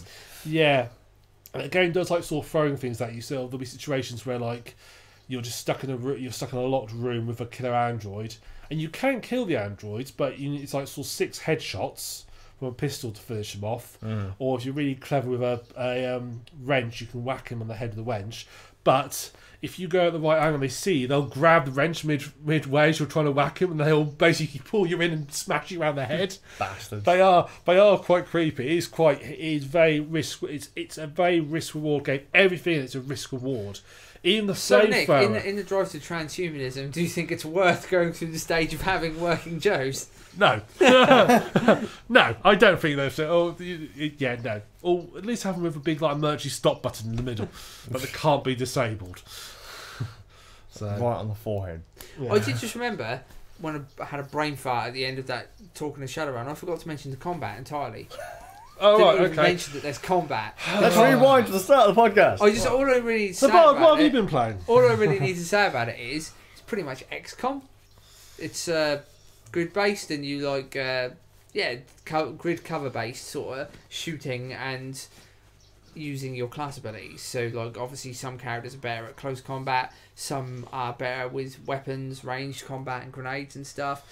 Some are mages, so you can do wall spells and shit and target enemies and do different status effects and things. So you can blind enemies, and you can use flashbangs if you're not a wizard to blind enemies. It's got, and actually the combat is really fun. Like I really end up quite liking it. It's not as in depth as XCOM, but yeah, that's one of the reasons I meant to say that puts it a step above a lot of the older other CRPGs, because CRPGs have notoriously shit combat. They're all really bad, but this game actually has fun combat. Cool. Even though I didn't get to do much of it because in the new one, because my character's too much of a blabbermouth. So it's like, we want to kill you. No, you don't want to do that. All right, we're not going to kill you then. Cool. But the first game, I ended up having shitloads of combat because it's part of the story. And but yeah, the combat's really good, really quite fun. If you've got a balanced party, it's quite fun as well. Yeah, sure. To chuck that in there. Fair enough. That's all I want to say on Alien Isolation. I'm doing a Let's Play, which I will be launching hopefully Monday. Marvellous. If I can get enough episodes edited in time. So, anything I remember it being really big when it came out, wasn't it? Was, yeah. It was a very popular game. It was a very popular game. It's a shame, though, because it's very hard. So it hasn't. If you look through, because one of the things I like to do on Steam is go into the achievements, look at the progress achievements, and you can actually see like percentage of at what point people gave up. Yeah, and basically, and only about, I think last time I checked the other day, I can't remember the exact figure, but only like sort of 60% of people have got like to the 3rd mission of 18. Damn. I think I know about 20% of people actually complete the game. With those games that you were saying, it's got a lot of tension, and it does affect people and stop people playing. It can make a game feel like hard work, can't it? I think it's one of those games that either you're going to love it or you're really going to dislike it. And I feel a lot of people wouldn't like it. I know my mother and sister wouldn't play it. They might start it, they would as soon as the alien turns up, you have to, because the stealth is so, you have to be stealthy. You can't, like there's a bit early on where you're basically got to get past about half dozen androids. You're not going to fight your way through that. Well, I mean, being stealth fans anyway, like it was the same with Thief, wasn't it? Like that had the same kind of thing going on. But you could knock the guards. You can't do that in this game. Except on like the Cathedral and areas like that, which kind of is what this game is. It is like an extended version of those levels from Thief, which were. You can't knock the people out. There's no easy. Even like the things that disable them, like AMPs and androids, for example, are temporary. and you have to craft these, and they take a humongous amount of resources to craft. You can only hold like there's a pipe bomb, which usually requires 3 basting caps. You can only hold 3 basting caps at a time. So basically, it's your entire lot of resources gone, and that's it. You have to find more. So you have to be really careful of it, which is why I've probably got loads of stuff I've not used because I'm just like so careful about touching it. So I can just see why, because it is a very unforgiving game. You really have to have the stealth, really enjoy stealth to the stage of you can't go through and knock people out type situation. You really. I don't think they're good games for people to play who have like anxiety and stuff either, are they? Because it'll just make you feel worse. No, I actually know a few people or heart conditions, like because medically you wouldn't be able to, would you? I know a few people who cannot actually play those games because of stress and anxiety issues. Some of them have tried, and they've literally got up to the first kind of point, and they're like, no, I can't do this. And even if they're playing it in like a well lit room or whatever with other people with them, they're just like, no, I can't do this. Yeah, even now, I mean. I'm now about 10, 11 hours into the main campaign. Mm-hmm. Even now, when I hit the alien into the level, I'm on edge because I know how deadly it is. And one mistake is probably the game over for me. It's not one of those games then where, because a lot of the games of that type, when you get killed by something, you no longer fear it. In this case, it's actually a continuous thing. Yeah, because it is so deadly. And you can't. No, I have not, because I've had the issue past with Dark Descent. When I got killed by the monster Dark Descent. Yeah, you said about that. I wasn't bothered by it anymore. I'm not bothered by it anymore. This one, I think, because they've done a very good job of actually sort of. It's Dark Descent. Basically, the monster wails at you and your screen goes red and you're dead. This one's full on animations of like you're getting stabbed through the chest. You get stabbed through the chest. You just look down, you see this thing, and the last you see is his arm, hand. Tomb Raider 2. What was the big thing about Tomb Raider 2? Everybody just killing Lara in the worst ways possible. So remember that being like a craze, wasn't it? And then they do it in the new one. It had lots of horrible deaths. Yeah, to the point that people are saying, "Oh, that's distasteful." You're dying horribly. It's a game. It's part of it. Yeah. So it's that avoids that. Fortunately. I mean, there have been times when literally I ran away from the enemy, thinking he hasn't seen me. I'm hiding underneath a desk. And I just see him walk around the corner. He just looks. I don't know if it's a he. I think they might all be she. They're actually. all she, aren't they? Yeah, they're all she. The face huggers are the males. Yeah, I suppose. Yeah. And just looks down at me and just all growls. And the next one, I'm dead. Yeah. I mean, that was actually an absolute cock up. I was hiding like a hospital room, and these humans come in, and they'd killed some people already, and they found the dead bodies and were on edge. Obviously, as you found your friends just been killed. They start to the hospital, and I'm hiding underneath this bed, and I just look up, and I realise the bed's missing its top, so they can see straight through. Oh shit! And they see me, and they've tried to sort of shoot me, and I've got no choice but to shoot them back. Well, of course, that I sort of like start sprinting across the room, and of course I just hear this thump as this alien lands behind me, and that's when I go try hide in the desk, and obviously it saw me completely, and just walked right around the corner, just killed me. So what's he doing? What the fuck is he doing tonight? So there he is. Well, your only choice is to hide. You can't outrun it. It will run faster than you. They even tell you that in one of his loading screen tips. It says, you can't outrun the alien. Yes, I know. I've discovered that. I learned that about 4 hours ago. Yeah. No clip. Yeah. Yeah. Can't catch me. Yeah. If you do play it, top tip, every time you pass a save point, fucking save. Every single time, just save. Because it is you don't know when you'll be in a situation where like you're going to be a 20 minutes stealth through to get to somebody who made one mistake, you're dead. Mm-hmm. And that happened to me a couple of times. A couple bits where I literally it's like I get to there's like an objective I have to get to. I get there. There's no objective. And I was trying to go straight to that objective. Mm-hmm. And in the end, it's like this is getting silly now because it's so hard. Mm-hmm. It's like no, I'm going to go back to the save point. You know, it's quite a long trek, but I'm going to go there save. So I don't have to keep doing this first bit because it is just save. Yeah. Every time I have the opportunity, just save the bloody game. So. No, I know how that feels because I had a bit like that today actually in Nier. Yeah. The bit that everyone said I'd super enjoy because it was really action packed. There's a point where they cripple one of the characters, and they do it in the most annoying way possible. You've got a timed section to get from point A to point B, but they take away all of your abilities. Oh, lovely. Even the one called jump. Nice. I was going to say I had to do that in what I'm playing as well, but the reason being because some of the conversation things are so long, and you might make a decision you didn't mean to make in a conversation where you think, because obviously sometimes when you're reading lots of stuff, you get like, I don't know, a conversation opposite, you read through things, you might misread it, or you might do something. You're like, oh shit, I've pissed off the character I really like. I didn't want to do that. So, fuck, I've got to go back and reload and then do that whole conversation. Yeah. So yeah, I found myself saving quite a lot in that because I was saving between conversations because I didn't want to... Yeah.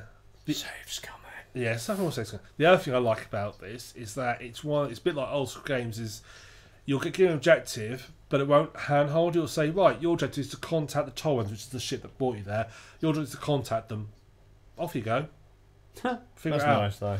Well, yeah, it's like, okay, well, I better sort of go to communications and figure out from there. There's no... it'll give you like a general area. They'll highlight on the map, say, where you're looking is somewhere in this area. This is where you need... It's something in this area you need to do. Mm-hmm. Figure it out. If it's designed well enough, it's not really a problem, is it? No, as long as it's not like Fallout 3. There's like something you have to find, and unless if it didn't have, but that's the game. Of course, it isn't logical. Well, yeah, like there's always something you have to find, and if they didn't put a quest marker there, you just wouldn't find it. You just walk past it. Yeah. Every single time. Yeah, I mean, you can if you're sensible and you think about it, it does make sense. I'm going to go for Fallout 2 next. I think because I've never finished it. So yeah, I'm going to do that next. That'll be nice to play the old Fallout games. Right, anything else before we move on? No. Right. I know you got a big thing you want to talk That's about. going to be in flashback. Ah, okay. Oh, flashback. Flashback's flashing back. Onto TV. I watched yesterday the first part of Netflix presents Lost in Space, the new version of it. And so Lost. And it's not got Joey Tribbiani in it. We discussed this. No, it hasn't got Joey Tribbiani. He was in the film. Obviously, Lost in Space based on there's original 1950s, something like that. 60s. I know it's like an early sci-fi. I think it might be 60s actually, because I remember the first season was in black and white, last season was in colour, so it'd be 60s. Okay. 1960s sci-fi series about a family called the Robinsons who get stranded in space. Danger, Will Robinson. Yeah, they get stranded in space, and this is the sort of like re-imaging of it, and live action Jetsons. Yeah. Live Jetsons, and it's clearly based on Robinson Crusoe, isn't it? Yeah. You know, they're called the Robinsons for starters. It was that family that made orange juice. Yeah. I will say I'm going to do spoilers for the first episode because I've got a lot to rant about this. So the first pilot episode, I've got spoilers for it. If you do really don't want it spoiled, trust me, you're not missing much. Don't bother. Okay, don't bother. Oh, sorry. Ignore this next bit because I'm going to spoil it. Okay, so it's okay, but rather naff, and doesn't really make a lot of sense.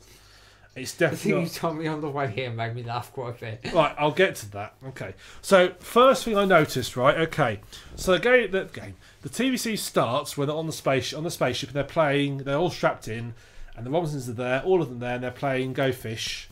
They're putting the guards around zero G. That's quite nice. They're sort of floating the cars to each other zero G. It's quite nice. So, we're going to land on the planet soon, blah, blah. It's okay, we'll do it. And also there's a big bang. This is literally the first 2 minutes. There's this massive explosion, and they've been hit, and they're flying down to the planet, and it's going to crash.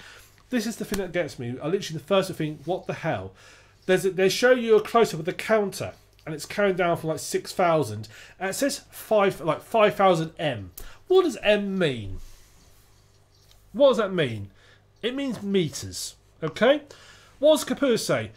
We are approaching at 5,000 feet. Wait. No. Yeah, slight difference there. Meters on the screen, Kapur talking in feet. And it's not like across this. We're now approaching 4,000 feet. Screen, 4,000 meters. Who forgot to calibrate the computer? I don't know. They're out by there's 3.3 feature meter. They're out by 3.3. No wonder it crashed. But a lot of it is, they show you at 6,000 feet, they show you this outside image of this ship, sort of over the not even in orbit of this planet. 6,000 meters up, isn't that high up? Planes fly higher than that. So you're above the ground at that point. Helicopter, you know, like a little glider can get higher than that. I was like, seriously, did you? No wonder you guys. I mean, 6,000 feet would be even worse. No, I'm not to check that. I mean, when you think that there is like that famous Saxon song, 20,000 feet, which is about an aeroplane. Yeah. It's like, did no one think about this? So they crash on this icy, barren planet. Surprise. And they crash there, and they all get up. Say, everybody okay? And this woman goes, no, my leg's trapped. Bear in mind, she's round a table. The table is fixed. The chairs are fixed. Somehow her leg is trapped. Oh, I'll get you out. Some of them get out. They all get out. They all climb up in their space suits, and they all get to the top. They all get out of the ship, and as they watch their ship, this sinks below this icy lake. Bollocks. That's not what they actually say, but you can tell it's basically what they're thinking. Mm-hmm. So there. So of course that's stage 1 jeopardy.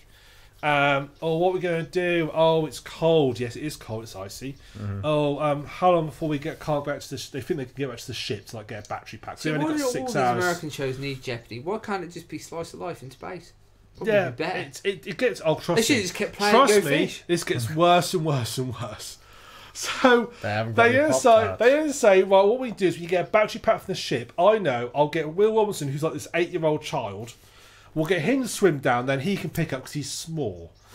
So the father's there. It's like, right, you've got to go down there. It's all down to you. This child's terrified about the idea he's got to go down into this sunken ship that's flooded.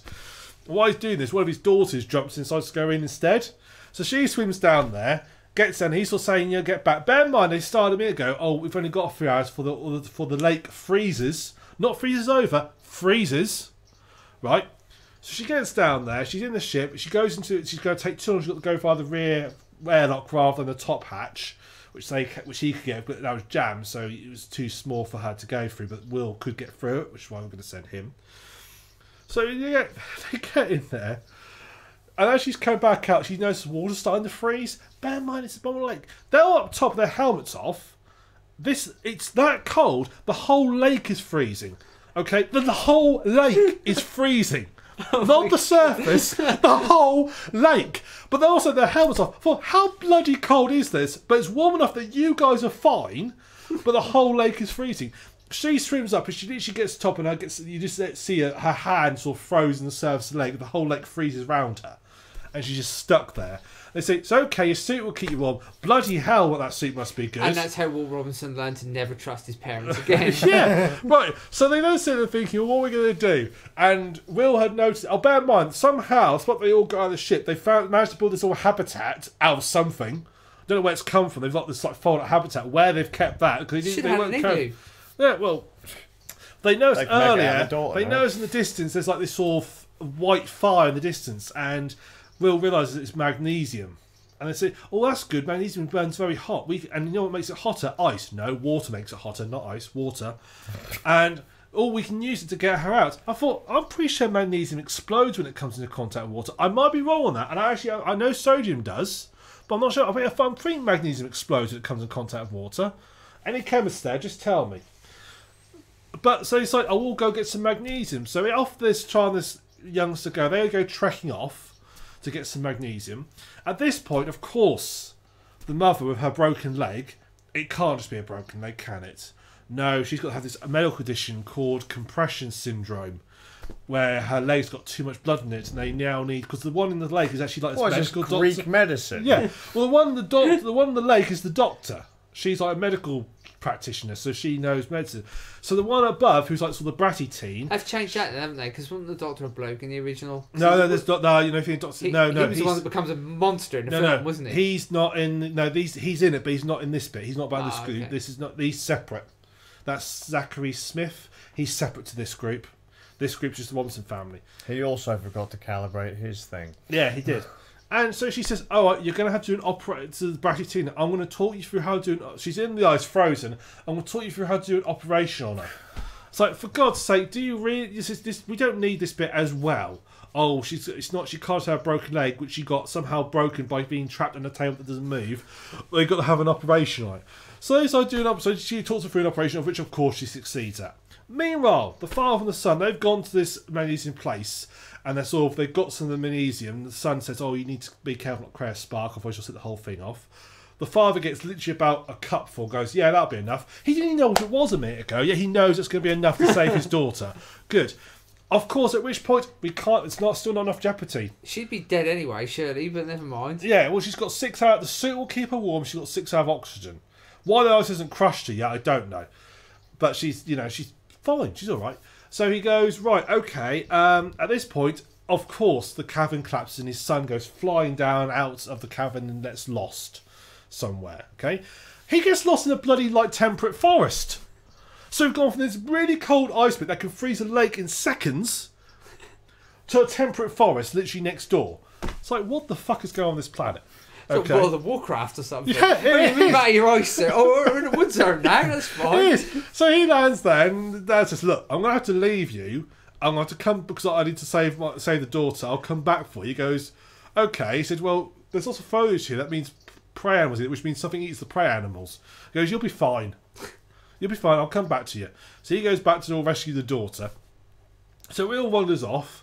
He's wandering off through this forest. I get the distinct feeling that these parents don't care for their son. I don't think they do either. No. They just want to get rid of it. I think so. He's wandering off. So he gets back to the sort of lake with his little and they put the maiden on a stick and they start trying to cut through the lake. I'm getting there. Start trying to cut through the lake with the magnesium. I'm not sure how that works. I'm pretty sure it doesn't work. I'm pretty sure it's not how you work. You can't use magnesium like a sort of cutting torch. They cut a hole that's about 6 inches wide, and they start baiting it. We can get to it, and you get a hand there. It's like, you got to her hand. You ain't going to get the rest of her through that hole. You maybe you can get her arm through it. Brilliant, awesome, well done, family. You could have made the hole a bit bigger, but no, you just had to cut a hole. So they're sitting there trying to dig her out. Oh, and there's just when social services turns up. Apparently not. So we go back to Will. He's going through and he picks up in his little radar some strange noises and he tracks down and he finds this alien ship and there's fire, it's obviously crashed and so forth. And shortly after he comes in, he sees this what looks like a pair of legs walking through the forest. So he runs literally probably he doesn't run far, it can only be 100 yards away from it, starts trying to climb up a tree and the legs sort of try and climb up the tree and it's and it can't do it and he thinks, oh, I'm fine. Next thing you know, he just hears this sort of growl noise and he just looks ahead and somehow out of nowhere this 4-legged robot head thing has appeared on the end of this tree branch and it's sort of threatening him and sort of clawing at him and so forth it's all pins him there, not in physically, but sort of it won't move and he can't move and then it all breaks away. It's okay, I don't know what to do now. I've got this alien creature in front of me, I don't know what to do. We then flip back to the family and they've managed to dig out and get his daughter and they've managed to scoop the ice out and get to her and so forth and get her hand, all touching her hand. They can got the little time on their thing. For some reason they always set little times to show them how long before their daughter dies. Mm-hmm. Right, that's encouraging, isn't it? I've got 20 minutes before my daughter's dead. Oh, that's so good. At which point? So it's cold enough that the lake freezes instantly with seconds. Yeah. It's warm enough that they don't die of hypothermia. Yeah. And yet somehow the door is opened. The ghost has opened the door. Spooky. I'll just go close it. Good job. Ugh. Try not to get frozen. Oh no, everything's breaking. Huh? Oh, that fucking. Brad, what are you doing? Ghosts. Anyway, so look, dog. So I say it's cold enough that the rain. Rick, you're gonna sell the dog. Hey! Hello, Charles. Come in, mate.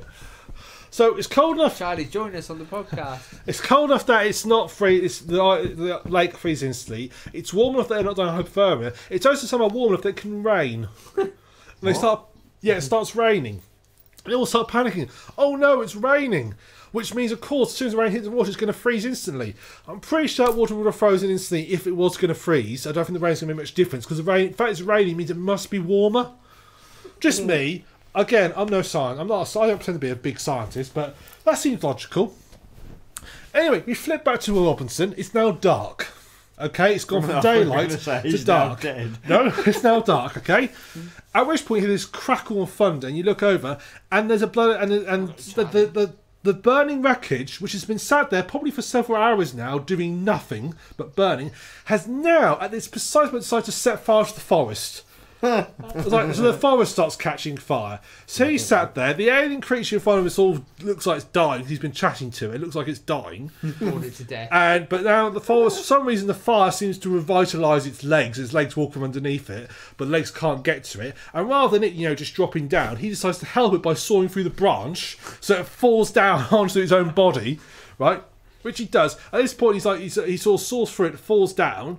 The whole forest is engulfed in flame because this fire has not managed to make its way from the ship for several hours. But as soon as it does, it just floods the whole forest in seconds. It's like Australia or something. Yeah. At which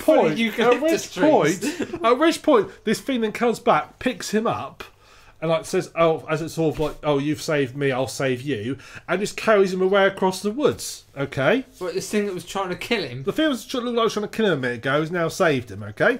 So that flies and he disappears off. Right. He then sort of takes him to a long distance away, and he sat there, and he sort of like looks at him, and it sort of morphs itself a bit, sort of like copy human shape. So it starts with like 4 arms and those big sort of like chicken type, sort of revert like chicken walker legs, where the sort of legs at the knees sort of the one way round. It sort of switches over to like sort of more humanoid shape, and that's sort of like, and he sort of looks at it and thinks that's a bit weird, as you would. And then it cuts again. We're back to the thing. They're all panicking. They're all saying goodbye to their daughter. Oh, don't worry, we're all here for you. As she's freezing to death and about to run out of oxygen. And then in the distance, you see walking out this big alien thing. How the hell A, knows where he is, B, it's found them and got there that bloody quickly. Again, it was dark. How is it done that quick? I don't know. There's some certain time issues here. It gets there and Real says, "Don't worry, it's safe." At which point the bloody thing turns and goes, "Danger, Will Robinson," for no apparent reason. Just so it can say the catchphrase from the first series. And it's like, why? That's the first time you've just spoken and you've just gone, "Danger, Robinson." You don't even know his bloody name. Yeah. How the hell do you know his name? It then goes, and of course, at this point, it becomes Deus Ex Machina in that it just literally walks on the lake, heats it all up, melts the ice, and pulls her out. Okay? So it saves him, okay? It then, in the next episode, which I watched briefly, I just couldn't watch anymore, it also melts the ice, goes down to the ship and basically recovers the ship for them. Basically does everything. This fucking thing solves all their problems. And oh yeah, we're a bit cold, can you do anything about the cold? Oh yeah, I'll just put my hands on you and heat you and keep you warm for the whole night. Brilliant. It was just ridiculous. It's like, why do we need all this jeopardy? Every single thing, we don't need it. You don't need the fact, we can't go over not setting the forest on fire. Otherwise, Will has no possible reason to help this alien creature that's been sat there in front of him, terrorising him. It doesn't make any sense whatsoever. So all in all, it's really naff. So you don't like it? I no. I literally got back to... I watched the first... How many triples out of 5? Sorry? How many triples out of 5? How many triples out of 5? Oh, no. At least... I would say, in metres, about 1,000 out of 10 billion. And in feet, that'd be 1,000 out of 10 billion, because they're the same unit scale, apparently. It was just... I kind of want to see it, just see how shit it is. Honestly, you need to... If you ain't got enough, you need to watch it. It's really... It's not... Like, I'm not going to say it's awful. It's watchable. It's definitely... I've had several pints type pro to watch. And I get the feeling that it's not meant to be a hardcore sci-fi. I get it's meant to be aimed at families by looks. I think that's what they're aiming for, because the bloody robot's fucking terrifying. It's not cute and cuddly like the original. It's not cute like the original robot. Yeah, the original robot was just a robot that they had on the ship, wasn't it? It was like their kind of servant. Yes, Dr. Smith. And they always sent it off with little boys. Like Will Robinson always had the robot with him. It's like his nanny, wasn't it, or something? Like, it's weird. It is bizarre. And this was just... Yeah. And everybody's suspicious of it, and Will can't say why. Because it's a fucking alien robot that has the ability to just instantly heat water and melt in seconds. What the hell could that do to you if it wanted to? That's why everybody's fucking suspicious of it, Will.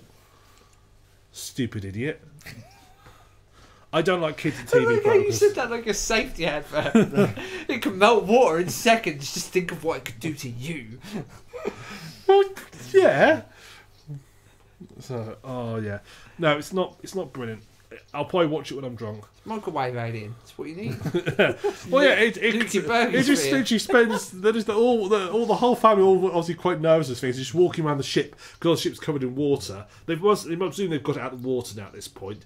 They've drained all the water out of it, and she's walking its way around with its hands, just sort of like turning all the water to steam to get rid of it. It's like sort of like weighing its hands all over like the doorways and stuff to get all the remaining residue water out there. You think this looks bloody dangerous? I'm not sure I'd have that.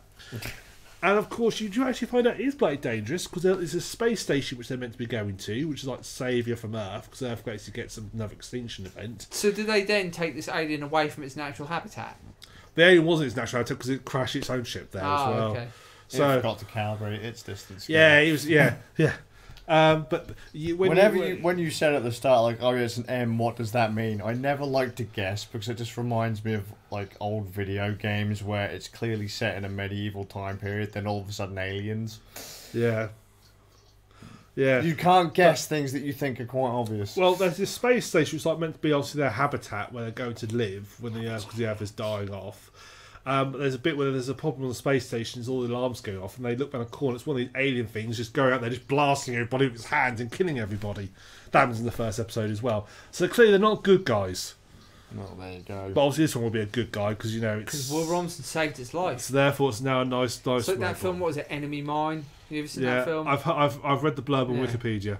Classic film. Weird as fuck though. It is meant to be quite a good film. It is a good film, but it's strange. Yeah. So anyway, that's my little rant on TV. Has anyone else got anything on TV before we move on? Oh, this is awfully ranty though. I've got another rant coming up as well. Good. Looking forward. What's your TV rant? Did you say you had a ranty TV thing? Oh, mate, I could rant about everything all day. I haven't watched anything on TV in ages that I could think of. Let me see. No. Crunchyroll, I suppose. Cool. So, you got anything before we move on to the flashback? No. Cool. Right, on to my second rant of the evening. Gagging for this rant. So, again, spoiler alert. This is spoiler alert for Far Cry 5, specifically the ending. And I will spoil the ending because I can't rant if I don't. So, the entire game now. I was Far Cry 5, and this, so spoiler warning. Far Cry 5 was almost certainly going to be my game of the year. I was really enjoying it. I was enjoying all the side missions. I've done every side mission in the game. I've done all the boss, everything. There's nothing left in the game for me to do. Okay, complete everything. Mm-hmm. Really enjoyed it. Had a great time with it. The last few months ago, I've been telling you how much fun I've been having with it and really enjoying the combat. I mean, I've got no specific major faults of it, apart from I think the collection quest shouldn't be there at all. Sure. That's probably the only thing I don't like about it. But other than that, I've no real major problems with it at all. That was until I got to the end. Right. So, and this end pretty much changed my entire opinion of the game to the point where I actually just almost completely gone off the game. Available for $9.95. So, the whole point of the game is this sort of cults took over this county in America called Hope County, and you've been fighting them. You gradually there's this main guy called Joseph Seed. And he's got two sons, John, Jacob, and this other girl called Faith, who's like sort of been an adopted daughter. And you basically have to take out these 3 lieutenants, as it were, before you can go after him. He won't confront you until you take out these other lieutenants. So you go for the whole game, you complete each region, take them out, do all some missions and so forth, and then you go finally see him. And you turn up there and you meet him. Now, what happens next is basically you're there, and all of a sudden, all the people you've rescued, he's recaptured somehow, all the people you've rescued throughout the entire game, right? Including all your guns for hire, have all turn up for the finale. Not the fangs for hire, which are the animals, all the guns for hire. So there's potentially like 10, 11 people there when you get to the end, and he's sort of like got them under control by using this chemical called the Bliss, okay? And basically, he says to you, look, you've destroyed everything I've got, look, just leave me be, walk away, we'll call it quits. You walk away, nothing, or arrest. And everybody's saying that there's people saying no, arrest him, it's what we're here to do. Arrest him, take him to custody. And your choice is, do you arrest him or do you walk away? Option 1, you walk away. If you walk away, you get berated a bit by a couple people saying you're crazy, and someone says, no, we need to come back with more troops and stuff to take this guy down. You know, we'll get the National Guard in and so forth. Mm-hmm. You get into the truck with all your friends, all the people you've rescued. Now, as part of the game, you get catched by this guy called Jacob, and he basically mentally conditions you to respond to a music cue. And then when the music cue happens, you basically turn into like a sleeper agent. You turn to like a mercenary, you end up killing lots of people.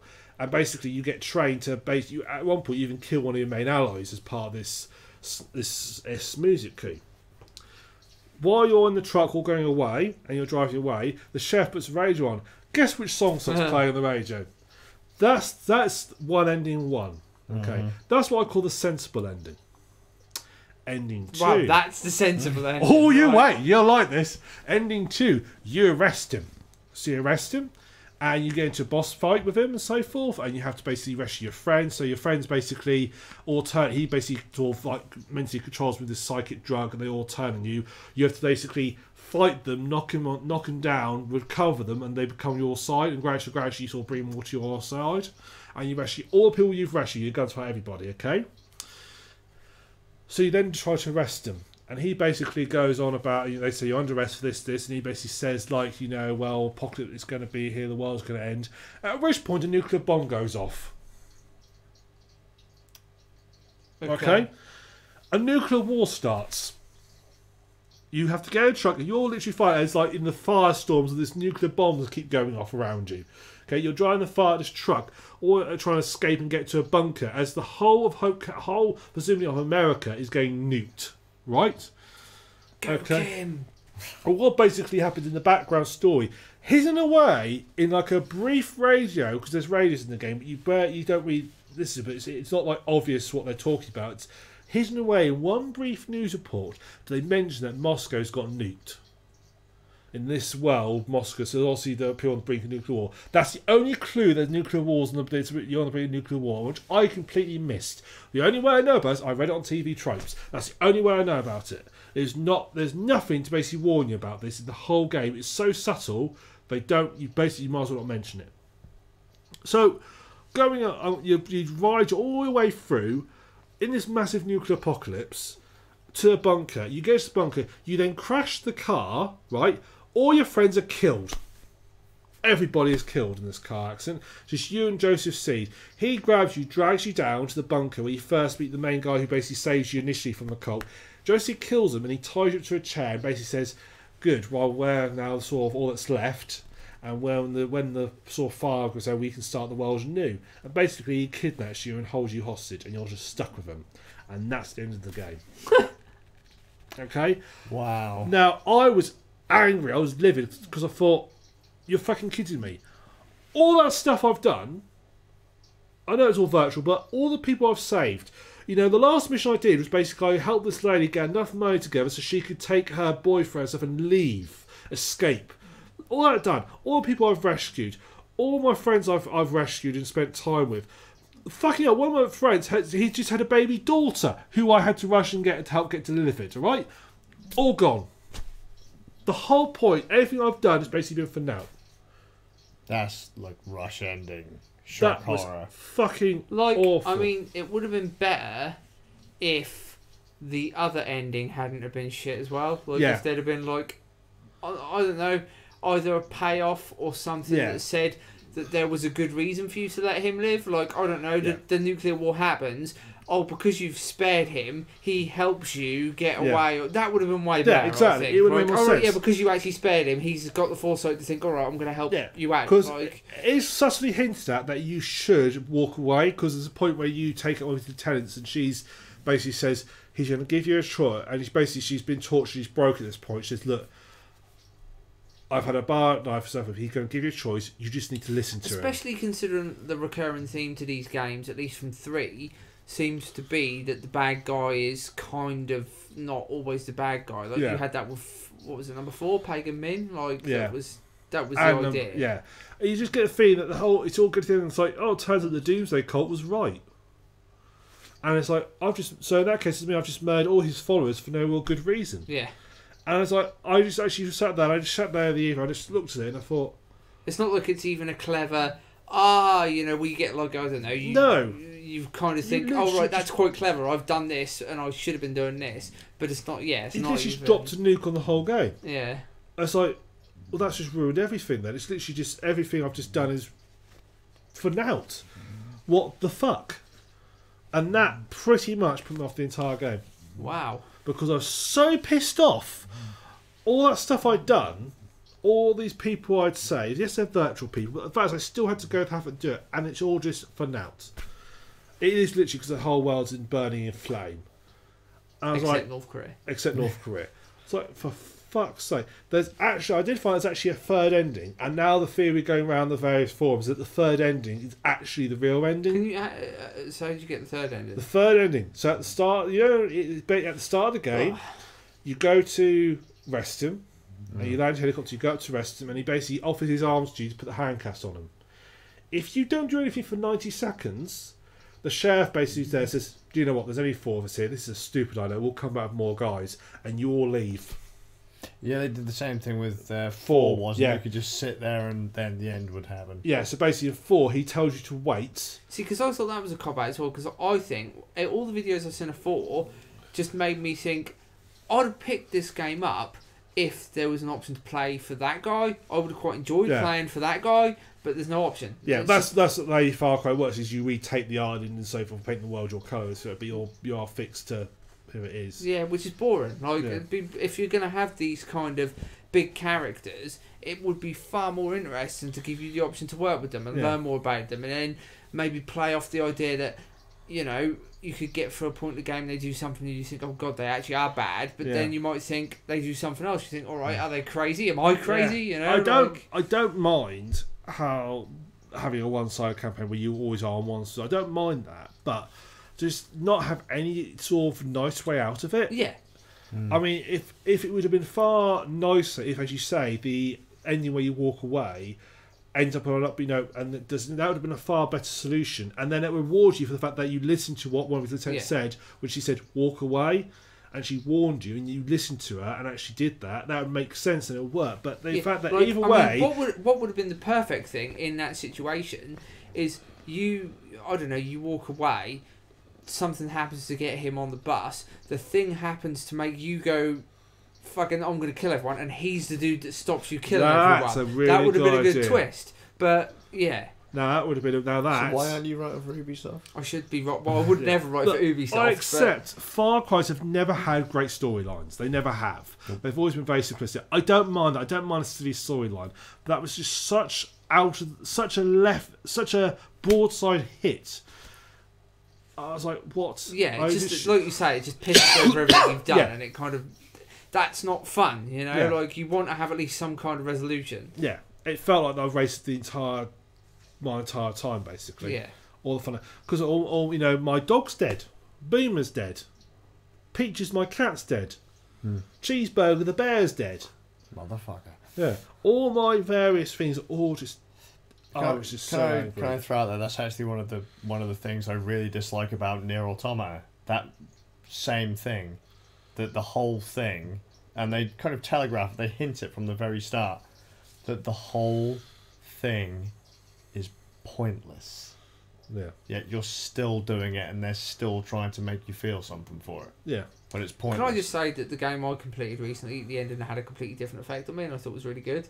And I'll spoiler it just in case people are playing. That the whole storyline is that you're hunting for the guy that killed the dragon when the dragon attacked Berlin, because you think that the dragon's still alive, and all the bad stuff has been happening in the games because of the dragon. They turn it on its head, and it turns out the guy that you're looking for is actually the source of who's been trying to kill you. And the reason why is because he doesn't understand that you're trying to reach him about the dragon to try and help him stop it, because he has the dragon under lock and key. He's actually been working on something to try and make a disease to wipe out all the other dragons in the world. And you can, in the kind of scheme of these games, like the old Fallout games, talk him down if you're clever enough at the end. Yeah. But what I like about this is you talk him down, his henchman comes in the room and shoots him if you manage to talk him down, so you still have to fight. But then at the end with the dragon, you find out the reason the dragon attacked was because it had been pulled out of its own reality, and the first thing it saw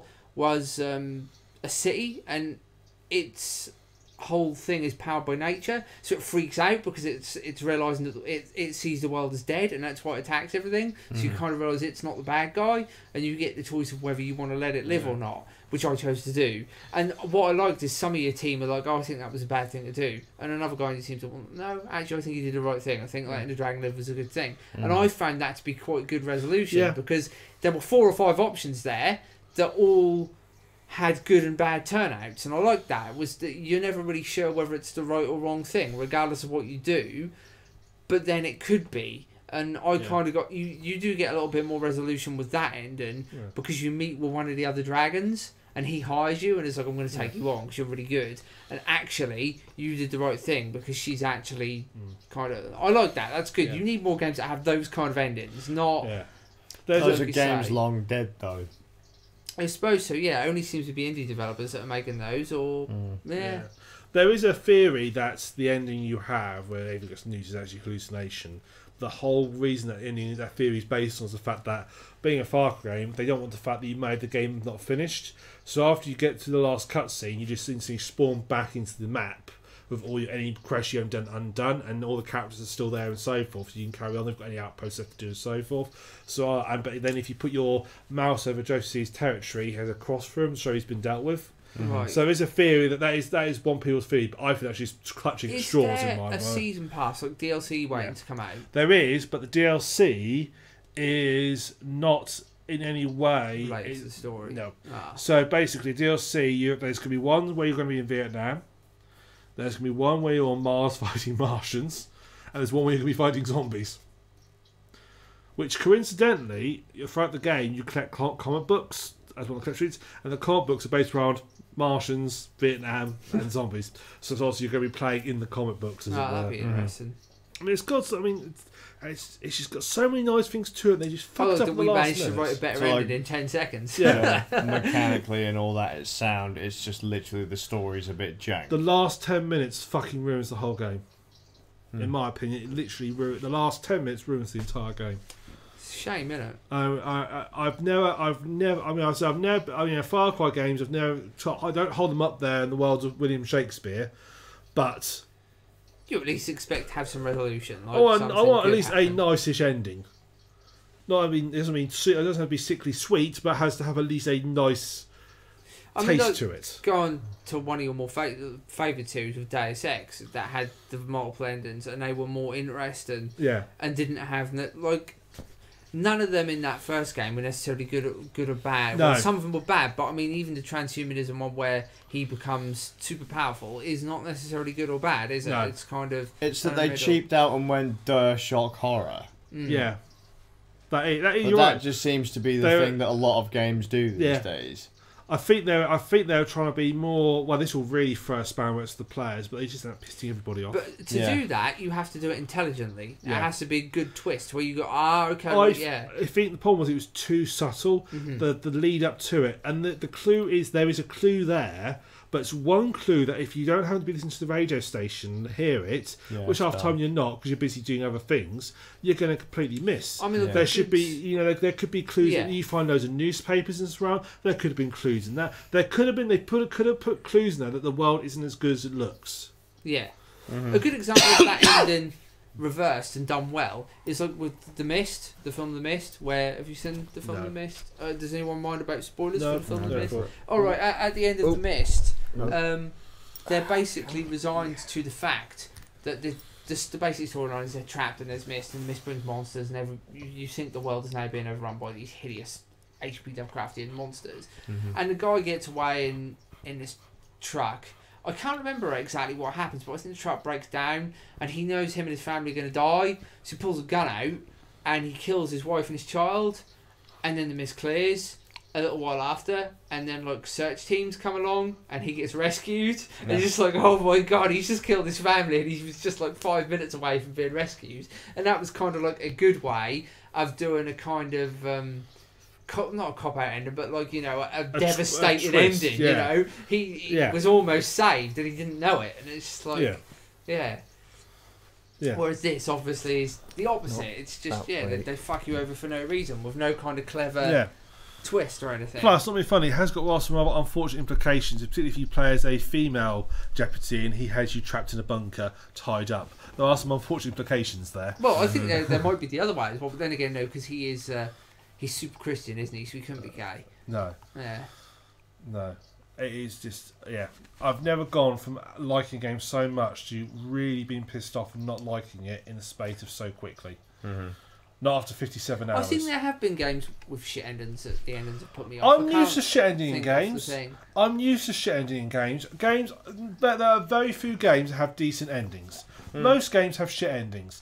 In fact, most TV series, most films have shit endings, really.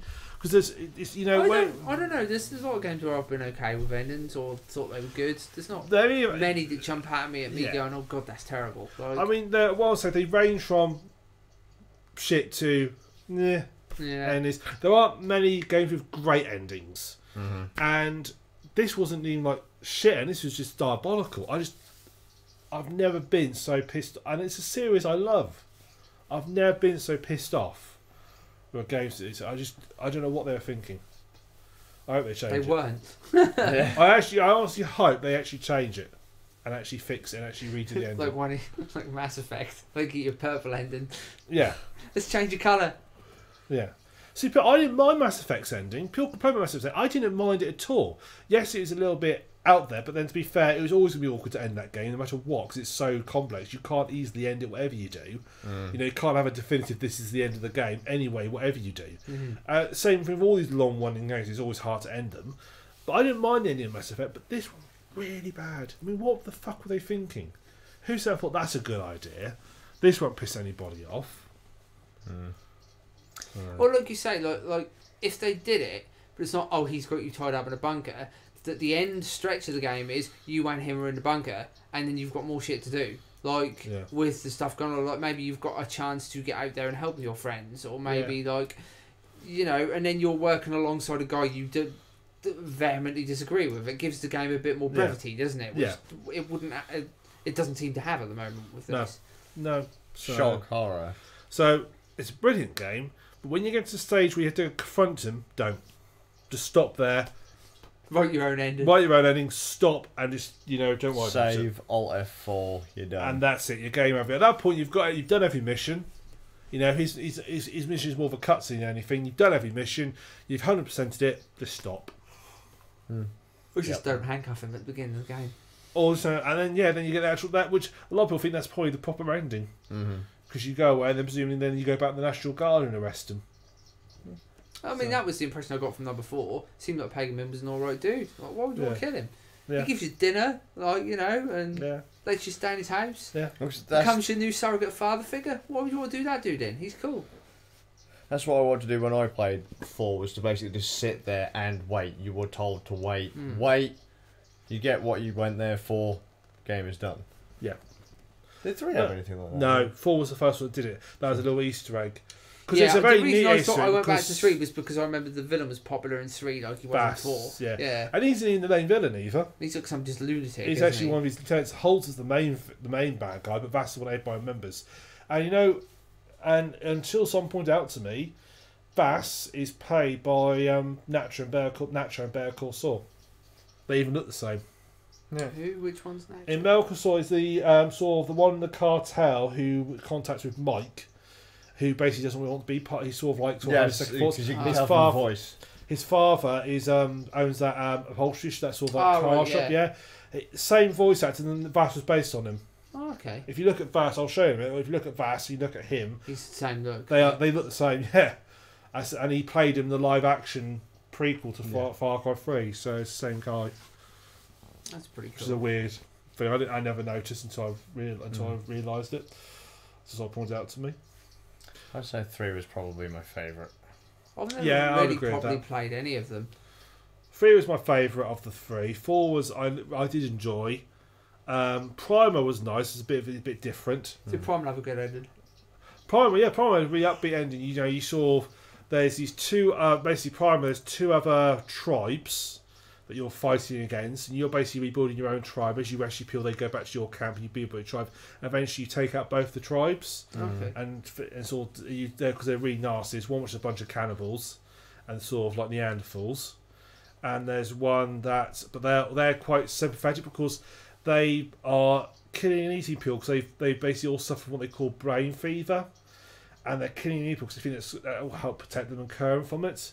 But actually, the sort of hints they've all got what's it called, koju, which is the disease you get from eating humans. Where you get your thing in your tongue? Is it they get like that weird dip in their tongue? You get your brain starts to go. Yeah, but that's the symbol, isn't it? The signal that you've got it is you get a weird like thing in your tongue. I remember reading something about it. I heard about that, but the basic thing is that they're eating what was giving them all this brain food. So they've been eating all these people, and they think that's the way to cure them. So they're really quite a tragic story. And they meant to look like Neanderthals, so it's like sort of the last remaining tribe.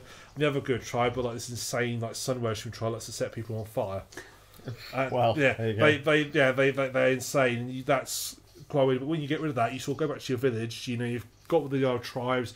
Your tribe can actually now expand and grow and so forth. And it ends in a really upbeat tone. I can't handle stuff like Primal. To be fair, it couldn't end on a nuclear blast, really, could it? Oh no. Well, you say that, but like I said earlier, when you mentioned the distance because scale, I like cavemen, and I think going back cavemen is something we need because we've only got the humans, haven't we? I remember that. And Peter Molyneux was making BC, and then he cocked out, and I really wanted to play that. I remember watching the tech demos for it and going, that game was fucking awesome, but then it just never happened. Yeah. Primal scared me for the same reason the distance scale is a bit kind of, that's obvious, but I'm not going to say anything. That's going to be a just because of, was it Might and Magic 6? Takes place in ye olden times, end of game, twist, aliens.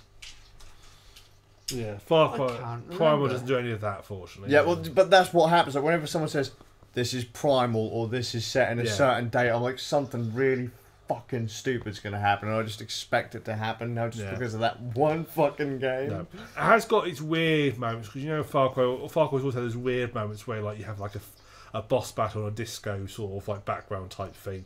Those sort of weird moments. It has got all those bits in it still a little bit, and you know, you fight a boss battle with the sort of sun pre-stress is quite weird. But it's sort of like you expect that with Far Cry. You've got used to that with Far Cry, so you sort of expect to sort of like forgive it. It has a bit of a Radical Heights moment. Yeah, it is quite weird. It has its weird moments. Comes California Man in the game. But it's what I like about it is the insane, the details they put into these games. The people really care about them. So Far Cry Primal, I think I mentioned last one that the language they speak. They haven't just it's a made-up language, but it's not one they've just made up willy-nilly. They spoke to some linguists, and it's based on what they believe people would have been speaking around about that time. Yeah. So it's got an actual. It was based on actual historic languages. They sort of like traced languages back, and they have an idea of what people would have sounded like, spoke like. So they made the language up based on that. They found a few words because they're missing lots of words. So I don't think they have a word for the. So to sort of make a word for that, but sort of sound in keeping. That's neat. That's caring and time they put into it. And I think I mentioned to you last on sound design of Far Cry 5. There's this tractor you can get which has got like these like mower on the front of it. And when you're on the tractor and it's fine normal, you can hear the tractor, but you can see it, but you can't really hear it. If your front windscreen gets damaged, you can then just start hearing the motor on the mower. Ah, that's cool. There's just little details like that, and they obviously cares. Yeah. And they fuck it up. Completely fuck it up. Yeah. Not to sound like I'm flogging a dead horse again, but Nier Automata does that. Yeah. The sound design, great. Soundtrack's pretty decent. Mechanically, the game is sound, but it just doesn't. Even though each individual piece is decent, the story just fucks it up. Yeah. So that's my 2 rants on Far Cry and Lost in Space. Ram rants. Yes. So I've got. If anyone else got anything else before you? So I was the only one that had something good to say about anything for change. Yeah. Good job. Nice. You are the aliens for the Might and Magic series. I was positive on Alien Isolation. Oh yeah, you were too. Yeah. You were positive the first time we talked about it, too. Yeah, I was. For your whole 2-hour playthrough that felt like forever. Yeah. I can't believe it. We talked about one of the first person Might and Magic games. Yeah. Yeah, I can't remember. I don't remember which one it was. Dark Side of Might and Magic was the first person hack and slash. But it was Source Engine game. Wasn't it? That's awesome, that game. That is really good. You get mainly because you can kick orcs into spike trips and trip them up with ice. Yeah. fun stuff. Early on when the demo for I played early on. I walked around a corner. And there's this long staircase that has like a right angle a turn at the bottom. Otherwise, it just leads off a cliff. And you have the ice spell at this point. Yeah, nice. You just cast ice on the stairs and watch all the orcs come running down and go thump, thump. Like, oops. Yeah. I love shit like that. Like you were saying about Radical Heights, mad things that make games fun. Yes. Like, daft shit is good, like in games like that. Daft shit is good as long as it's not. As long as they don't try and make you feel things. Yeah. You know what I mean? Look, it's. I know that. I really feel for that orc carrying its babies that tripped on the ice and fell off the cliff. No, that's it. Like, oh yeah, now you're a villain. And like, Nia, why did you do this to me? Tom had better come up with a decent reason to defend that game because so far everyone has failed. I was really hoping that you'd have taken a crack at having played some of the other games in the series. All I know is there's loads of porn of it. It's the only thing I knew about the game. Oh, GG. There you go. So you look it up, it's the first thing you see. You're like, oh, okay. Well, there you go. There's a good point about it. It creates porn. Yay. There's a prawn series about it. Good job. Yeah. I bet you most of it's about 9S. The dude. I don't know. All I know is that there's a chick with a blindfold that walks around and there's just fucking shitloads of panty shots of her. TV. Right, in that case, shall we end? Yeah. So, I've been TheSuffolkRam. I've been barred. Skazz. And thanks for watching. We'll see you in a fortnight in episode 89. That's a fortnight. 14 days. 14 days. For anyone That's else 14 watching. days Yes, Battle Royale. Still 14 days. Every 14 days. We always do every 14 days, Tom. So, don't forget. So, if anyone's watching, I'll see you then. Yeah. Bye. Oh, wait, I'm in charge of this, won't I? Yeah, bye. I can't move, I'm stuck. Got to get up. I'm too much of a fat ass. Perpetual podcast mode.